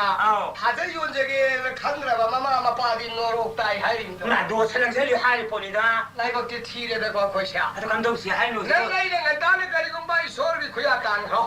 이 사람이 비시면 탄달래 호로. เลยเขาเนาะ 가는 눈이 입안이고. ใครรู้เนี่ยจะโวยดูดิสิบ่ 레가이를 살래가 라오르더라. 내가 가버려도 합시다. ใครว่าตาหรือตาดูสุขีห้ามไม่เลยตา 레샤비안은 레이. 아무도 이행비로라. ถ้าได้แล้วเนี่ยต้องหาปฏิ 뭐죠 항만만해. 항만만. 박한 좀 박한 라가니 해. 거기는 거기는 그러는 뭐지 가면은 라해. ให้เลยกันนี่ให้เลยกัน 아주 보네. 단자리 연지 소리지 들바니. 반지 영어부터 줘야 안 파전에 파울이자. ปันจียังมาเป็นอะไรกันเผาได้หนูเนี่ย 뭐이 파울이지. 그러는 나사세 알아 강레이. 바이럭지 그리고 바만 온다. 바이버다 사카를 레이가 하이버주. 아주 파울이가. อาดูสนุกชาที่ได้ยากเลยบร 아주니 그리고 바만 구동 사들라면 뭐 거기 반전에 배저고. เฮ้ยเฮ้ยนี่ 타울이가 사카디 돌이. ให้ได้ดีเลยกันหนูเนี่ยไม่ไหลห้างง่างดูว่า 아이 이제는 많이 뭐 정신이 하이와니네. นี่สิ่งที่ตานี่ให้อยู่ฮาวาสิ่งนี่ให้อยู่กูได้ตานี่ให้อยู่มาดูมาให้เนี่ยกว่า 많이 ที่กันพี่เราจะมาได้ตาเส้นหนึ่งเดียว 하이 너네 뭐 타울이가 살리고 제이나 훈웅시리가. ไอ้มาให้ลูกศิษย์โน่ 뭐이 시대에 칼리고 와간지 아시아와나 가입한다가 파마 실링 뭐야 텔레 본데. 닥터 하이가 이제 뭐지 뭐 와라로 뭐해. 가리나 레이드는 니네 뭐지. 시대에 보내더니 힘내는 걸리지 뭐. หิงนั่นแล้วเมื่อกี้เราตัวว่าเลยแบบนี้ 아도 뭐지 계속 건데네 타울이도 양공공 하였다네. 너네 이제 타울이 다음에 몰래 뭐가. คิดตาไม่รู้หนูกลัวขี้ใจกลัวปันเบ้าปันพี่หนู 하이 뚫리면 하이. ปัญหาหนู 가는 거 아가 이문가 고통금 성이샤. ปัญหาหนูข้าง 고통금 말이야. 그 성파기 해도 나무고. 까리금 더 황전님. 아이고 이봉호. 이거 라운 하이 아니야 하리네. 이거 랭글로. 이비 비상 마파 이지보. 가까이로다 아이니. 하래 좀 더 봐야 돼. 빨리 봐야. 이비 비상 마마 이방가. 아이 붕어 인도니. 이거 와이 그럼자리. 가이 하고 흐지기다. 아보 와이 그럼자리. 가이 하고 흐지기다. 이거 와이 저라니. 이거 뭐? 와이. 가동기 노네. 가동기 고봉노네. 가비야 말아. 네, 거다. 괜찮아. 가이 그래야. 거의 더반다 이놈 파면 레히들이 마사니고 로바두. 앙 말해. 아빠 이사니 뭐 남래 비브라. 호이 와는데 이놈 파면 레바. 이나오는 바디 마사. 마사. 아주 로바두 이거 뭐. 맞아. 아마 레이브라. 레이네. 아이 나샤디. 나티야. 아이씨 이거 뭐 거리시네 내가 거다. 가보 막 신기야. 그게 이놈 비기야 마사니고 로바두래는 거. 가보 이나오는 비기 마차 니고 마차니 비마 웅벌 레이브라. 호이네 뭐. 아주 아이디 나샤디. 나티야. 가동이 고봉노 이거 야를 다르네 이거. 와이지. 아이 강해 말아. 뭐 아이 강해. 하나나. 아왕 공안 받으네. 너희 사귀기는 나오는 밤은 하설하서도. 아니 뭐 사는 거라 뭐 회령 다래. 아주 그러는 거. 와이 맞아 나샤디. 하래. 가동이 고봉. 아이 와리지 파지나다 이저렇게. 와, 앙들리와 거이제 마반 도금이 안다. 아이 이산 나오렘 동덕이니. 나오렘 동. 아야 우지 아이 우르군다 포스팅 내려저리. 아이 police ki tarafta ma SI wajare. 이 police 아이 tolo lupa lising ani rom adama kichai. 사브로 방브로. 방바 adu guska kari kari kari na i banjare. 그러면 돌로 사바기 파와지 사이 나오지. 아라 live TV semai tewe. ai ko ima adusu kharangan tan la yede ibu ara ai baba ne jo pi rai la ye ara koi baba jo kar konongi mi oi kar do ai ngam ta unda na ai auji ai be chala ro jeri ai yum panj di ya ba sai di ai mi ku khare hen dere ya mi ko di sini sai bawa lo de da sai ne sana bro ado mi mo kari gumba ta fi ga da ta fi yo hoi wa ara ai sung do bani ma am do wa ai gi da mat koi baba na usina sina luong na ba no pi ma hai na jaro bani ara sam na lo pha ja lo hoi ara lai ba ki ba di nu pi do usina sina atopa nu pa sin tho kara bani ne 뭐 한말리다. 그리고는 뭐로머리 강대나 밤이 밤비에도 강대나. 호이니야. 아미 뭐 이가이가 비는 먹게 해치인 봐. 그지 간신을 잡고 누구 뭐지 양통 토갈리. 토갈리 낭바 돈바이 와주나 쳇대 거. 이 삭다디 얘기 비르가 신비가 바이잖아. 뭐 하나 강나부 누파 말라 이만이 말아 신 토가라자니. 아라이주 이가이 강대기 해라 마두기 해나 바자는 빈당 게 일로게나 와삭자니 마. 알라 라고다니. 아유 숨이 산 하고 숨이. 하자바 라고다니. 아라 스테이다 masa ko sa baling ulam na ira ay kalo ay masala kala hari tagal direma yana isa no bi malay bi banatra ay budi sa no bi la sabi malay ni masa pajag na hay na mina ay yu sa jang yeng janing na ye ay ko iku boki indam dari inna ba sale na bi masul yaw yeri ye lari la shuta ba chat paning ganda de sibo hoy hoy hay ko hay na masudo yang khasida mo ba mo taw dori mo ni hay amat inde ning mang lam da ya mi na payum jingba ya bi ga si na bi jingba jo hoy payum ko jela yeri ari nuri bunga mi gi lani sibo kala ngone iku boki dang dei bo ay hay kauri bang ninda adiga leire iwe phida adiga sine khaluraga sumnang lo oine thaja da mi ma popo cha boki dang tai hay ni me higo bang honi ni ai le na ma ni ko da ma ta mai ba bong ma ai ki ta ne ma yin na do ga lai bi ye se sina ngang sing nang de lapsana ai sai ya de ma ma ya ma pi ro ha da ya wi de si ya mai sali da wo sali ma de de eh hai ari nuri ga si si mo manga ai lo mang na je ha pi ma yam si bu u de ro ai sien ki thong wa de ta dong sing ne de ai mai sana ya wi sana ga doi le kan to sana su pu le ba ni sana ku ji je ai mani mora ni ri ni mor mari ni kunna do lai man sin bada bagada ya bong sin bi ga dang di naksamari ga ya ri mana da sana saningam ha pangam da na sa ni mi ya hoine yumuni si tawle si ni pa ma sa sana si mohol kaya ne ba mor punna bor ni bane mohol ni ba tamjalo wa gi wa ni tamjalo ꯍꯧꯖꯤꯛꯀꯥꯟꯗꯗꯤ ꯌꯥꯝꯃꯤꯀꯣ nupi jan masa ngi yeng jeni ngane awang kai ga ya bi ko 아니 잉대대기 거 필요한 모양 이제 불러 하자. ai ngone sin gi no pa he ai no bi yarak ta nga maru ai na sa ge ning ba ngaro di yarak ta song thoki gum khanja bai ni ma ba nupa 나 아이 타와이 너무 많이 되네. lai tum na ga thani mu jani hada ki matang ye asyam na ikai ra yam na na si bana ba ki dana ai sin thong 이거 와도 또 거와 한게 거라고. oi oi 이거 나가 거기 레이로라. ye ai ma tu ga je bira le je jan de ai di ke dong ni ai ko yi sin 나 아이 사는 빛이 로로나. ko ma tu ni ka tam na la ko iku mo ai 내 거다. 내 사는 빛 고토로다. 아주 아마 와서 때문에 한 개씩 가지고 그냥 뭐하기 와래 개가 그냥 사나와 루파와 피대기 론대기. 호이니 지금 단 잡고 번 괜찮네 브로. 괜찮나 브로 나이 뒤니 아무 거로. 가우시기 ni na ka je 비마 라라라라 와하기라 까야기나 뭐해 지들이 이거 보면 지나 오라 그라 이나 이나 수카야 되기노 까나 피노도 보이나 이래라 유나기다 어떨래 iku put sai gi wa ga ni na masa si ya li ya ni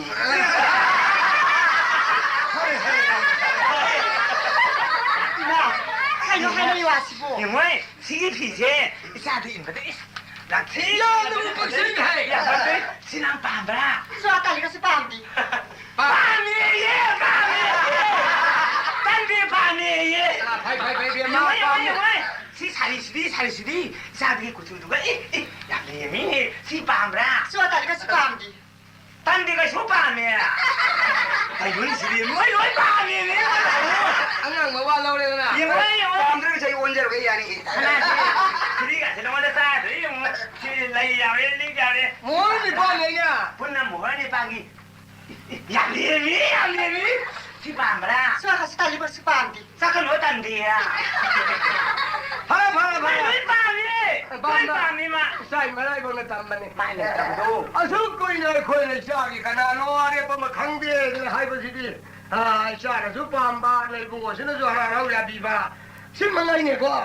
ai đâu được mà vẫn thầm bên mà vẫn thầm bà 아지 이제 성답디나디 해. 성답디나 달리공바 바이바라 강가리공바 아무디 마기 마사기 마푸기 마이기다 삼을 레이에도 명화 이빠와게 까야기 바보 명화 숨도보니 나 아는 다 속세베 하람단도 황도 구름물 바나 이나 마두이 바피엘게 까야기는 바지야 황도 구름물 헐 이나 까야머리 바지 코렴 놀고 하나 구름 바부 가이도 얘기해 바지야 미워도 그때 코렴 뭐야 근데 이마 구름물 가이도 얘기해 난게 아마 내 틀릴래 요거다 시려거든 아빠 알면 일로 빵가노 까야기 많은 거 이와지보 au post di la yuri ma tong kra lang bai da lai da 하나 아니네 하나 바부 저와 돌로 양자이에 바지야 아우. 하나도 그때 코렴 거더니야 하이슈 그 바부니네 그 이거는 바지야 아 바보 하이도 부어 하나기 바부 그다 하나기 바보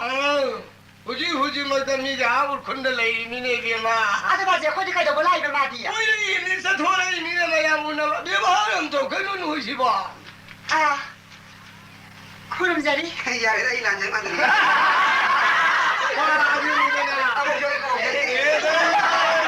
le ga hala ma ba 하이 신나이게나 싱아이구나 아 싸네 가야 무rum나 숙장을 내게 시 바우다 이파니 이만은 해 나파나 나마나 고 nangan nusang na bahiyolo pa isabu nga sigo na bisigi mo mo si atabi kangol ga ni para waba nga sidi nungay ko are kari um de ya na cha 하요 sidar lai su lai ba lai cha ke dum bera lai de 아도 이거 숨도 없이 내가 이마만도 파졌디야 no ni dang ye ko ye si 내가 이마만도 파졌디야 no ba long la ko ni 너 호이네 통과 싹으로 아 누가래가 새가 마이가 하고 와도 아 너희 알람을 내니까 아 아득이 먹은 좀 갈래시고 아니 레파키산에 비도 아저씨 야디 누가까지 눅시더라 야니 민지노 밤자 거 비리 아이 민지노 밤자 거 빵자고 울어 누가 도해 누가 토이다 얼마나 하가 ꯃꯥꯏ ꯅꯨꯄꯤꯕꯨ ꯃꯥꯅ ꯑꯗꯨꯝ ꯍꯥꯏꯅꯩꯅꯦ ꯂꯨꯍꯣꯡꯕꯗ car ꯃꯊꯨꯗꯩ car ꯉꯝꯖꯔꯣꯏ 야만키 이만한 하이드고 베마 누빠세 타자박이 바로 봤지 베마 라이벌은 땀바니 샤지 와로에 나 재미나요 car Maruti हमसे चीन गिरी है गाड़ी लई बरना ये मिनी बस या हमारी लड़ी करेगा क्या कोई नंबून सी मिनी बस मारी दी आई ने ये न मंगा हम सीरी और या कनोदा इरिन मपालम दा तरुकम सीरी 아이가 되는 해 असोबुदी वाई असो부 वाई दब라 असोबु पा지दी 가리기라 आई नुंगाई तेना वाई 맞습니다 वाई वाई 신내나 담망도 신내나 마니니 나름 동덕이 나름 동덕이 사용내봐 라이샤네 예 라이샤람 예 하이레비니 ये तो ये 강제라 아니야 성덕 씨 노이는 와칸제 아두와다 이원 하이레노 아 홍내비 사크로 아 그 우산나는 너 아, 영산나는 너 뭐 나보러 있고 엄마 티도피가 잘 마이사날 바그레 뽑히고 염전 비고 본히 자이가 사나가도 하이 시바이세 까리기리 맞으면 아 비나기 뭐야말래 나가이 남마시 마음에 제대로 용시 만나면 진짜 합절루 신고 가져면 저 ai bữa sao phải sao lại đây rồi tôi xù mi khoái cái salad đi salad đi xiên bài đâu Bahkan kada di siang yang orang itu ni ko. Mana dong saya lupa. Sira, masih dah thokara ni ko khalak pasi. Mai malai dah sun thoi di kam ai ba. Panji sum mani hai. Sum dia kan ada no tadi panji yang leroi dah na. To aduna. Nai nai khod la pada jo panji mawa loroi la phani do. Mane. Kada loroi ma do do ngapi dah lu tak. Kari wo ta ko da. Panji na hai betul soalnya uang bangsa lu hai bagi nang theng na la phana tro. Namun lauling bakar ko di phora phana tro. Wah aduh ayang di sini na hana halu bulan ya. Aduh boy ni aduh nang ai panji na hai betul theng na lu banai ba. Mane topi do sih kan. Si jo panji na hai betul ki. Ara akhang na ba apa ai betul sam lai haji. Aduh mai bala bala mai palo tang hela. Tam la ba. Anade adinadi kahadang potha ge ha. Hayeng no ngala di mohlong ni mila ni ko. Ma sui ai. Hoi. Son tam bani son le ti hai ya di ko. Hong lo lo. Hoi lo thế nào mà kia. Hera. Kada ile ngo potha phu ge wasi. Ai ya ju no to na. Ai ju ma het phang wasi di lo sin ge ba. Kai ya usi chi de. 손이 지네 이용. 나와 사실 그이 랭싱 내리고 그래 너도 봐. 저 그러나 저도 니 바리 있어 보고. 그 용달에. 그래는 그야 우리 여보도 봐. 여도리지. 여도라. 아 시네마 용 싫어. 하나 빨리 가서 어제 무슨 시네마 아무 얘기 들어. 시네마 용도가 박상민 남이 이게 다 우마리 저건 되게 잡고 아 맞아 가지고 와이도 만나. 이모니 밤사. nang lungai ga kai thalo khin dia nang juar sana ba nang ai juar ha du loi bani na ta ha ai tai mo lu pali sin kong ko ta thalo kare ai ma tha sa ring ha to potha na ta ai ma ha jo ni ai jo wan ha potha ga nang ai no ban holo pori loi phun sa re si si sa ni bai phuri ka sul ni sra me ni ai ya re ni ba nang thiri sin ka ya ko ni kai ya ni pi ma sa 진짜 맞아. 그래 고생하거든. 아니 이렇게 하이스보 그리 다이몬드 리버. 아이 누피 요 세라도 말이야. 세라서 그리 마마 이제 마간 비가. 아니 이제 망가. 그리 뭐 하지 뭐. 나는 가고 마존이 아이 돈이가 이게 상나로 봐 로이 분자 그냥. 아이 농을 로이 비. 아이 농을 해봐. 산이가 그저 혹독세. 혹독세. 농아이 들으시지. 이상이 봐 풀기야 무슨 말이야. 야 그렇지 않고 이 밤새 한두 두비 시즌이 해. 혹독네 시나. 무슨 그야. 보비거리야 예. 그래 저 이제 나가 나가게. 인기래. 그래 또 비스 뭐. 예, 거리 이론이 비能扛破体呢。시대 권이 비판에 가서 로이를 미해. 뭐시 아무 거리를. 우리는 뭐지 폴리스 같은 거. 다이몬드 가지고 항상 이러고 있지. 아이 너 시에라거든 아니면. 나는 시에라고 시에서 아이 망님이 함시는 부서는 그게 돈다. 아이 망이 이제 다이몬드 가지고. 난 이제 그렇게야. 난 나도 포타게 나더라. 포타게 버리네. 아, 로팔리 지금 군고타 다도 그래 다이몬이 마타사래. 아이 나도 포타게 농민이 또 먹들 싫다. 아래 파래 내쇼 무이와라 마네나. 아이 나도 포타게 이제 막 뚱무래. 아이 뚱무면 가이는 번도로 보면 로이 풀서 모두 홍로 ꯅꯪꯅ ꯊꯋꯥꯏ ꯂꯧꯕ ꯌꯥꯔꯕꯅꯤ ꯀꯨꯟ ꯀꯨꯟꯊ꯭ꯔꯥ ꯃꯥꯡꯈꯤꯕꯩ ꯊꯋꯥꯏ ꯀꯔꯝꯅ ꯅꯨꯡꯉꯥꯏꯗꯣꯏꯅꯣ ꯁꯤ ꯄꯨꯄꯣꯔꯗꯤ ꯅꯨꯡꯉꯥꯏꯖꯔꯦ ꯊꯕꯛ ꯑꯩꯅ ꯕꯟꯊꯣꯛ ꯂꯧꯕ ꯃꯤꯈꯩꯗꯤ ꯂꯣꯏꯅ ꯍꯟꯒꯦ ꯂꯩ ꯅꯪ ꯄꯨꯁꯤꯗꯤ ꯈꯔ ꯍꯟꯒꯦ ꯄꯨꯕꯤꯈ꯭ꯔꯣꯁꯦ ꯀꯩꯀꯥ ꯌꯥꯝ ꯃꯅꯥ ꯃꯅꯤꯅ ꯀꯩꯀꯥꯅ ꯐꯨꯔꯤꯠꯀꯥꯁꯦ ꯄꯨꯕꯤꯈ꯭ꯔꯣꯁꯦ ꯂꯧꯖꯔꯣ ꯀꯣꯛ ꯄꯤꯊꯣꯛꯑ ꯂꯣꯏꯔꯦ ꯀꯩꯀꯥꯅ 얘ꯔ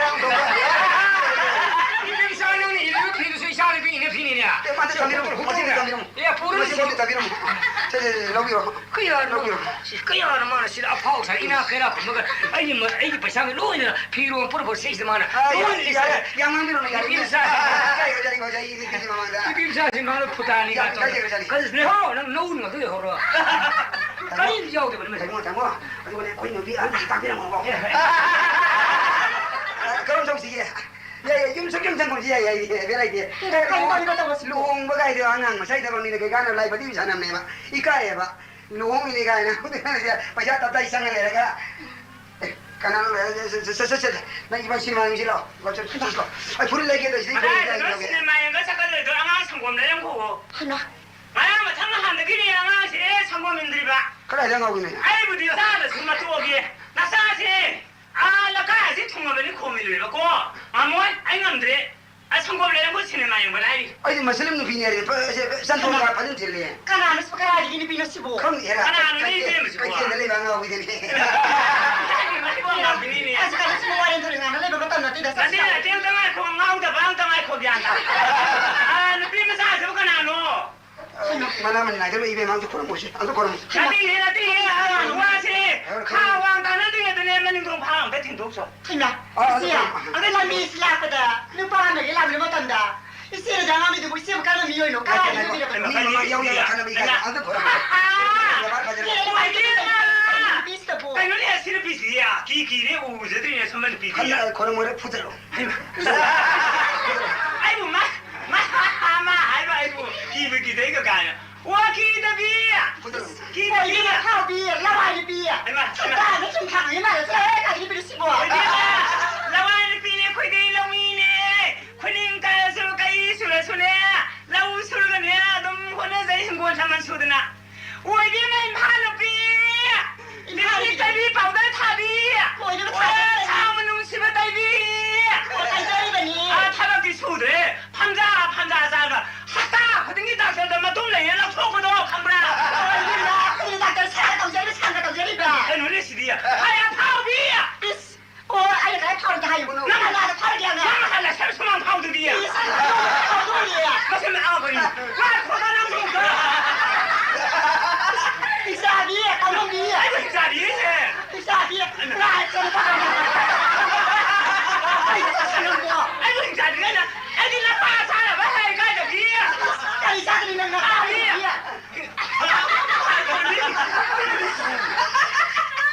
나가 시내에 산을 하면 내가 포대들 난 살아가니라. Please. 이거 나. 나도 말을 하라 가지고. 아니 얼마나 한다고나 비야. 그냥 나가서 보여라 나. Please. 나 저런 파비야. 미만 또 마살에 가도 뭐 안되나. 진짜 이비야 파비야. Please. 안 들어. 가이 노 하요. nang bu hinsabi hay rang yasina asay hinsabi hay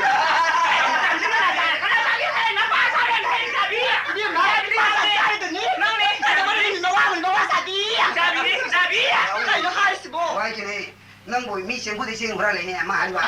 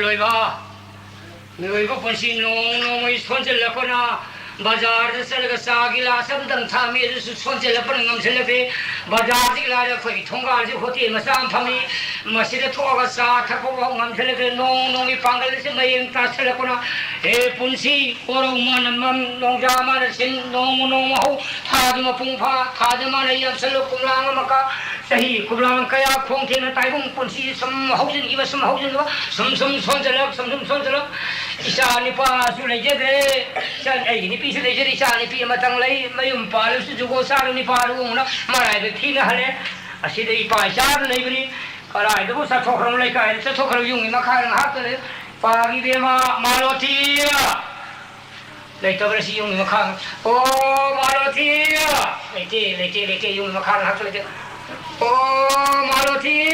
What does it say? Viema! Bati! Hajida, I shall be Maluti, set kind of no. I had you come no, Paje, no, that I Hydra, if I send Namazungatana, it's all creating it.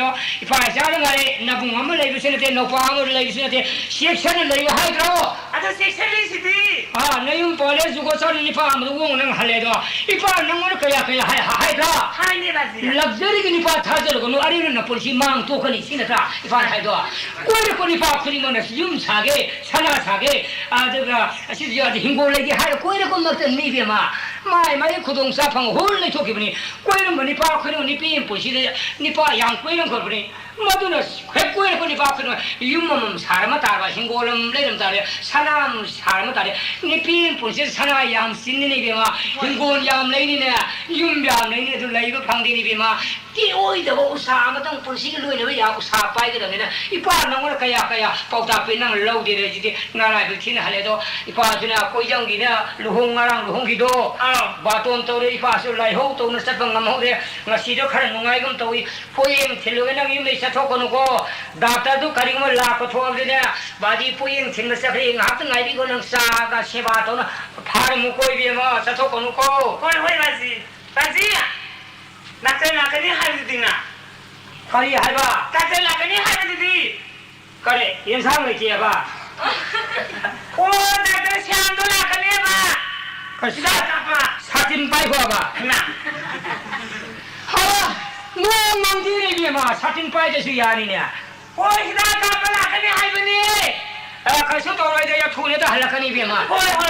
Share Dr. Dulagana, Dr. Copy, but you have some nobody the Kale, Mary Mangas copy in the high man, a dulu in the copy, have said, Kankan comes to Nang Satoko, Dr. Doti, Sabatoko. Honey. What kind of Dr. Lapanga Passanaba? Ham have a panis in or Tagi Susan Bagan, the Bagana, Tona, Wilba. I say now, the village, somebody that got Sandy Bagabul is a Sandoga. Mana di bangsa ni ya. Aina mangangi mana makumi mana mangangi serang dia tulang tu walu yang apa sih? Hayang hebat pani misal keno tapi ya. Semua orang bodi ni. Siapa? Ibu mana? Tak tahu mana? Lihat lo. Isi macam apa kita? Lagi isi macam mana? Dia thawang tu ni sini saya thawang ni. Babung tu jatuh lagi. Babung tu. Kau yang tahu sama lu hong mana jauh ba? Ada je. Macam mana tu na? Popang silau deh. Poin cuma gini na macam cakri. Sini cakri ba? Dia tu cuma ya itu kita ni ambil ni je. Macam ai kapal luar kai sampai lagi. Orang ala kita tu sini sahaja kerana pernah kami orang gua. Tapi macam kapal tu boleh di bro. Kerana ya ni tahu sih. Ada di orang anak yang ya macam ni. Itu cakap dia. Babung tu. Ibu mana kapal tu gini kerana tu. Tu, ai jadi dah nanti apa? Ai na ida kapal dah payah tahu, tamu je kita nungai jawab tu. Aku itu nungai jadi ba. Ai saja lagi. Aduh, hal apa tu ni? Macam semua kapal tu juga. Hal apa tu hak tu selection biro ko. Ai soal lagi ni, hari ni kau ni jawab ni. Ai kau ni kamera kamu cari. Kamera hari ni. Asul masa saja ba. Kamera ni tahu tu. Sila sila taram ni bajan taram kau ni taram moya ba. Nanti, semua ni yang semua. Kamu isi bah ada tu ko. Kamu isi mai kau kamera kamu ni. Ai no, isi buat 한기네. 까리지노. 이모기 마이데시 뭐 3%가 sau거나 싸라. 시대지 와. 아우. 자, 마이 보고좀 되면 3% 주는. 마이가 복힙스 나까봐. 아, 저 마이 되고 이제 월이 따라 이 중간에. 거의 마주나 이제 미로링에 저 거의 봐지 지금 양간 보내자는 놈. 알아, 거의 마지나 맞춰야 되는 거야. 그래서 자자. 아이 이 마시노 봐야 예를 시독자라게 나만. 우리님 작절로 자니네. 사리 키스나. 후 이런들이 목리님 작절로 자네. 알수 그래서. 이제 저라게. 아니 뭐.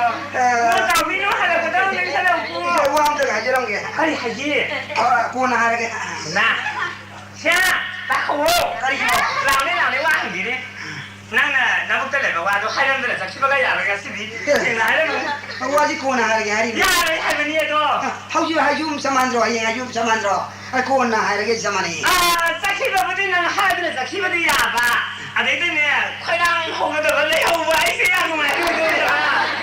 나라고 서고 나오네.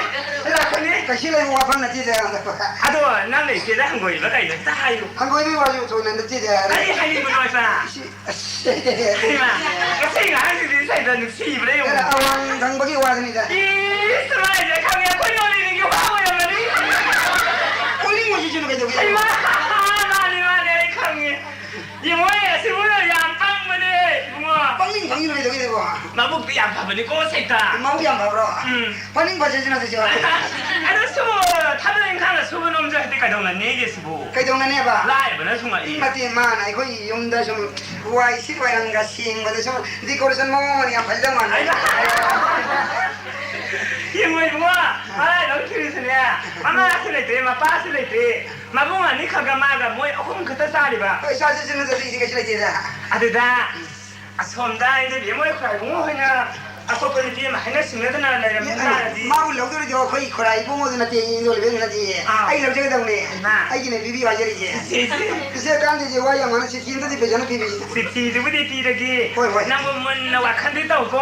와칸지 카르칸이라 말레니 이칸 칼라네 도카다가니. 아이마. 나리 어머니 카라로. 그러면 칸이 그래. 아이마. 시리어스가 안 되더지. 마 스마일 하이네 링기리. 아이 시작하게. 하이네 뭐니.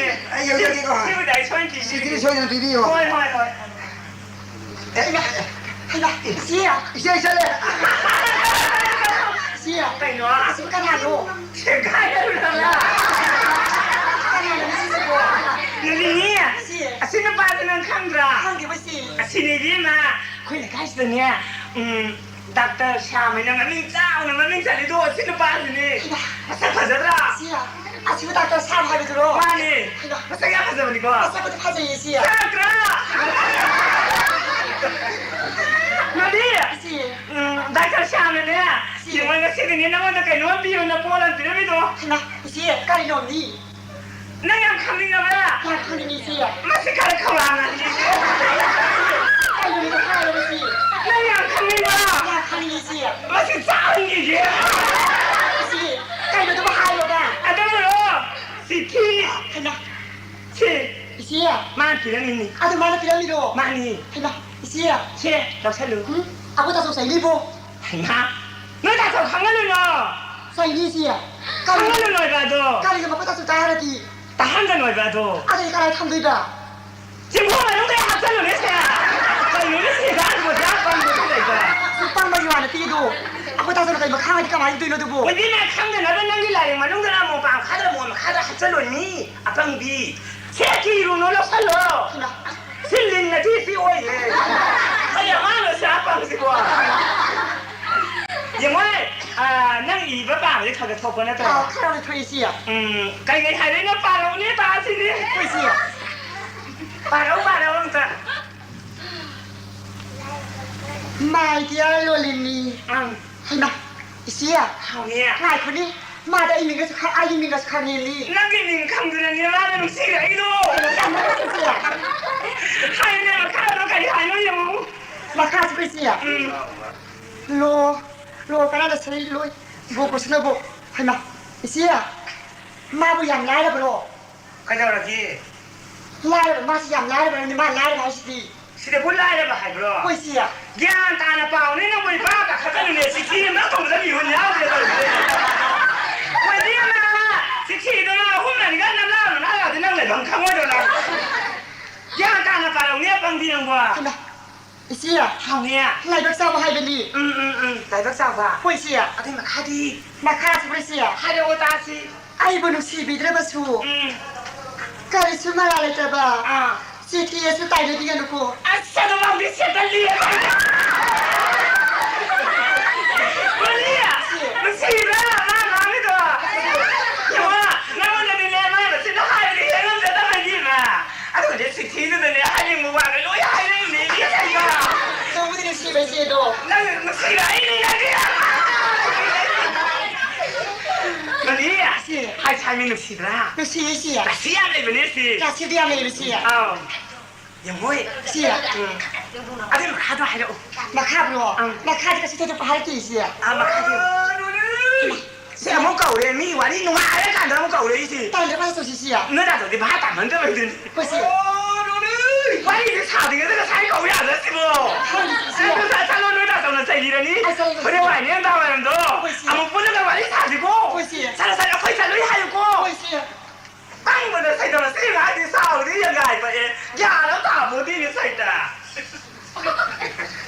哎小哥还有人呢我大嫂来哎老外呢跟来小路能不大嫂哎不咯先把那地上路吧马路地后头该走路的吧他们这个他们吧那从那就路了不路的大嫂路样的路搬去的不对大嫂该走的路推过去的你的喊的你就说吧你的喊的那个还有一把这呢咱走都是够新旧杂的可能来炒从他过来可能来过来包那个韩东过来可能能出去能来一些比那个同道比你大嫂啥一心感到了啥不知路到了路到了就是啥起了一封他们搞的你够对大嫂说是的身体可能老康的可能我们没他的少了干嘛咯还是可能把我的来查理他的来的够妈要没搞要生意他们中国的不下开不开始要嘞都是一个人谁的是还是我呢他这么一个身体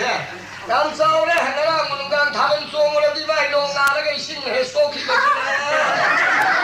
是一个人身体你那演戏啊，这个演的都像路过来的潘米的罗来的演过的吧？你那这那你都是正常的，弄普通的演啊！我是俺的米味都是干大的那个呀。一路这个，他们你过去忙得来个，那个不可以这个上去啊，关键。刚才我那一把，我都觉得不可以这个中头了，这个米味的是的。哎，看到没来是的？嘿，马来西亚。大的。是吧？那我没搞嘞，那个姓说对了。不给咱们这姓可得来没来的。就一路这个来的明明的。他们山来的。他们搞个头发，快弄你上通路嘞。你上通路啦。说你通路去不啦？老去看啦。去不？看第一。怕嘞。这个咁多个不呢？马上通路的官都普遍见到吧？这姓从那来乱弄来钱来的，个那米门把哪里样的外人都不跟他们来听啊。那个是怎么喊的好个？那大的，你在混了几年没查到那个来呢？土不呢？这那俺都说个，一路这个他们搞东来了没说？他们那第一都是混的土那样土了不呢吧？还那啥混的土了一头给头给呢？那拉不出给头的把这种俺这地就好给头。但你说要是样土了不呢？就样土了不呢？你呀，他们搞多人呢？该弄么去不？哎呀，不你没话了，我听了你吧。来出来这个你话就对弄去不？我这边么个嘞？但你也能爱到，因为是把你咋了？你不？我们年老了，在弄一个孩子的谁他？你妈一点嘛，他对家个嘛，中国人还接了一些别嘛，我这边。妈这怎么给我呢？让土了才让你干什么事？你让土了不呢？你都是啊？但你这样么呀？但是那个东俺们做到了不？是吗？我这我们为生的你。咋吧？有嘛有嘛跟着是这样的。有嘛呢？我这来呀，我这个在生的老不老实。不老呢？但你才就要养出来个些，然后呢，老比较多。他的呢？不然路了。嗨，一兄弟，把这个都冷成了一个人了。一路怎么把这个路不能来信要的呢？我那块板子臭呀都。你还是那还真臭不的扒了你啊！那么我你。哎呀，板子最大了你。Hello，这 hello。哎，你们这也是。大了你。今天晚上一封来要给他，我说，这。 어느 소동세 아이고 나 혼자 토해이더니 미다는 뭐 투분이니 아이고 빨리 누르게 해서 까 동자니까 그냥 나이다 그 새도 딱니니 새도 다리는 시비 쓰는 말 아무도 소리 마 나는 사이는 걸 내가 만나 뒤에 보이지 다다 세속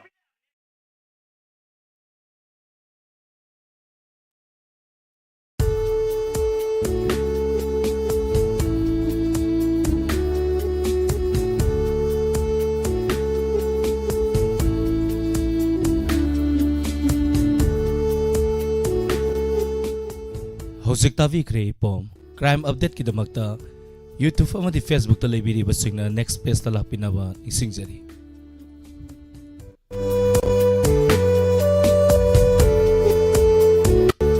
thorom lantuk tuna ta hanjari basi 90.0 wahong radio amadi Diamond TV ki thorom paring singni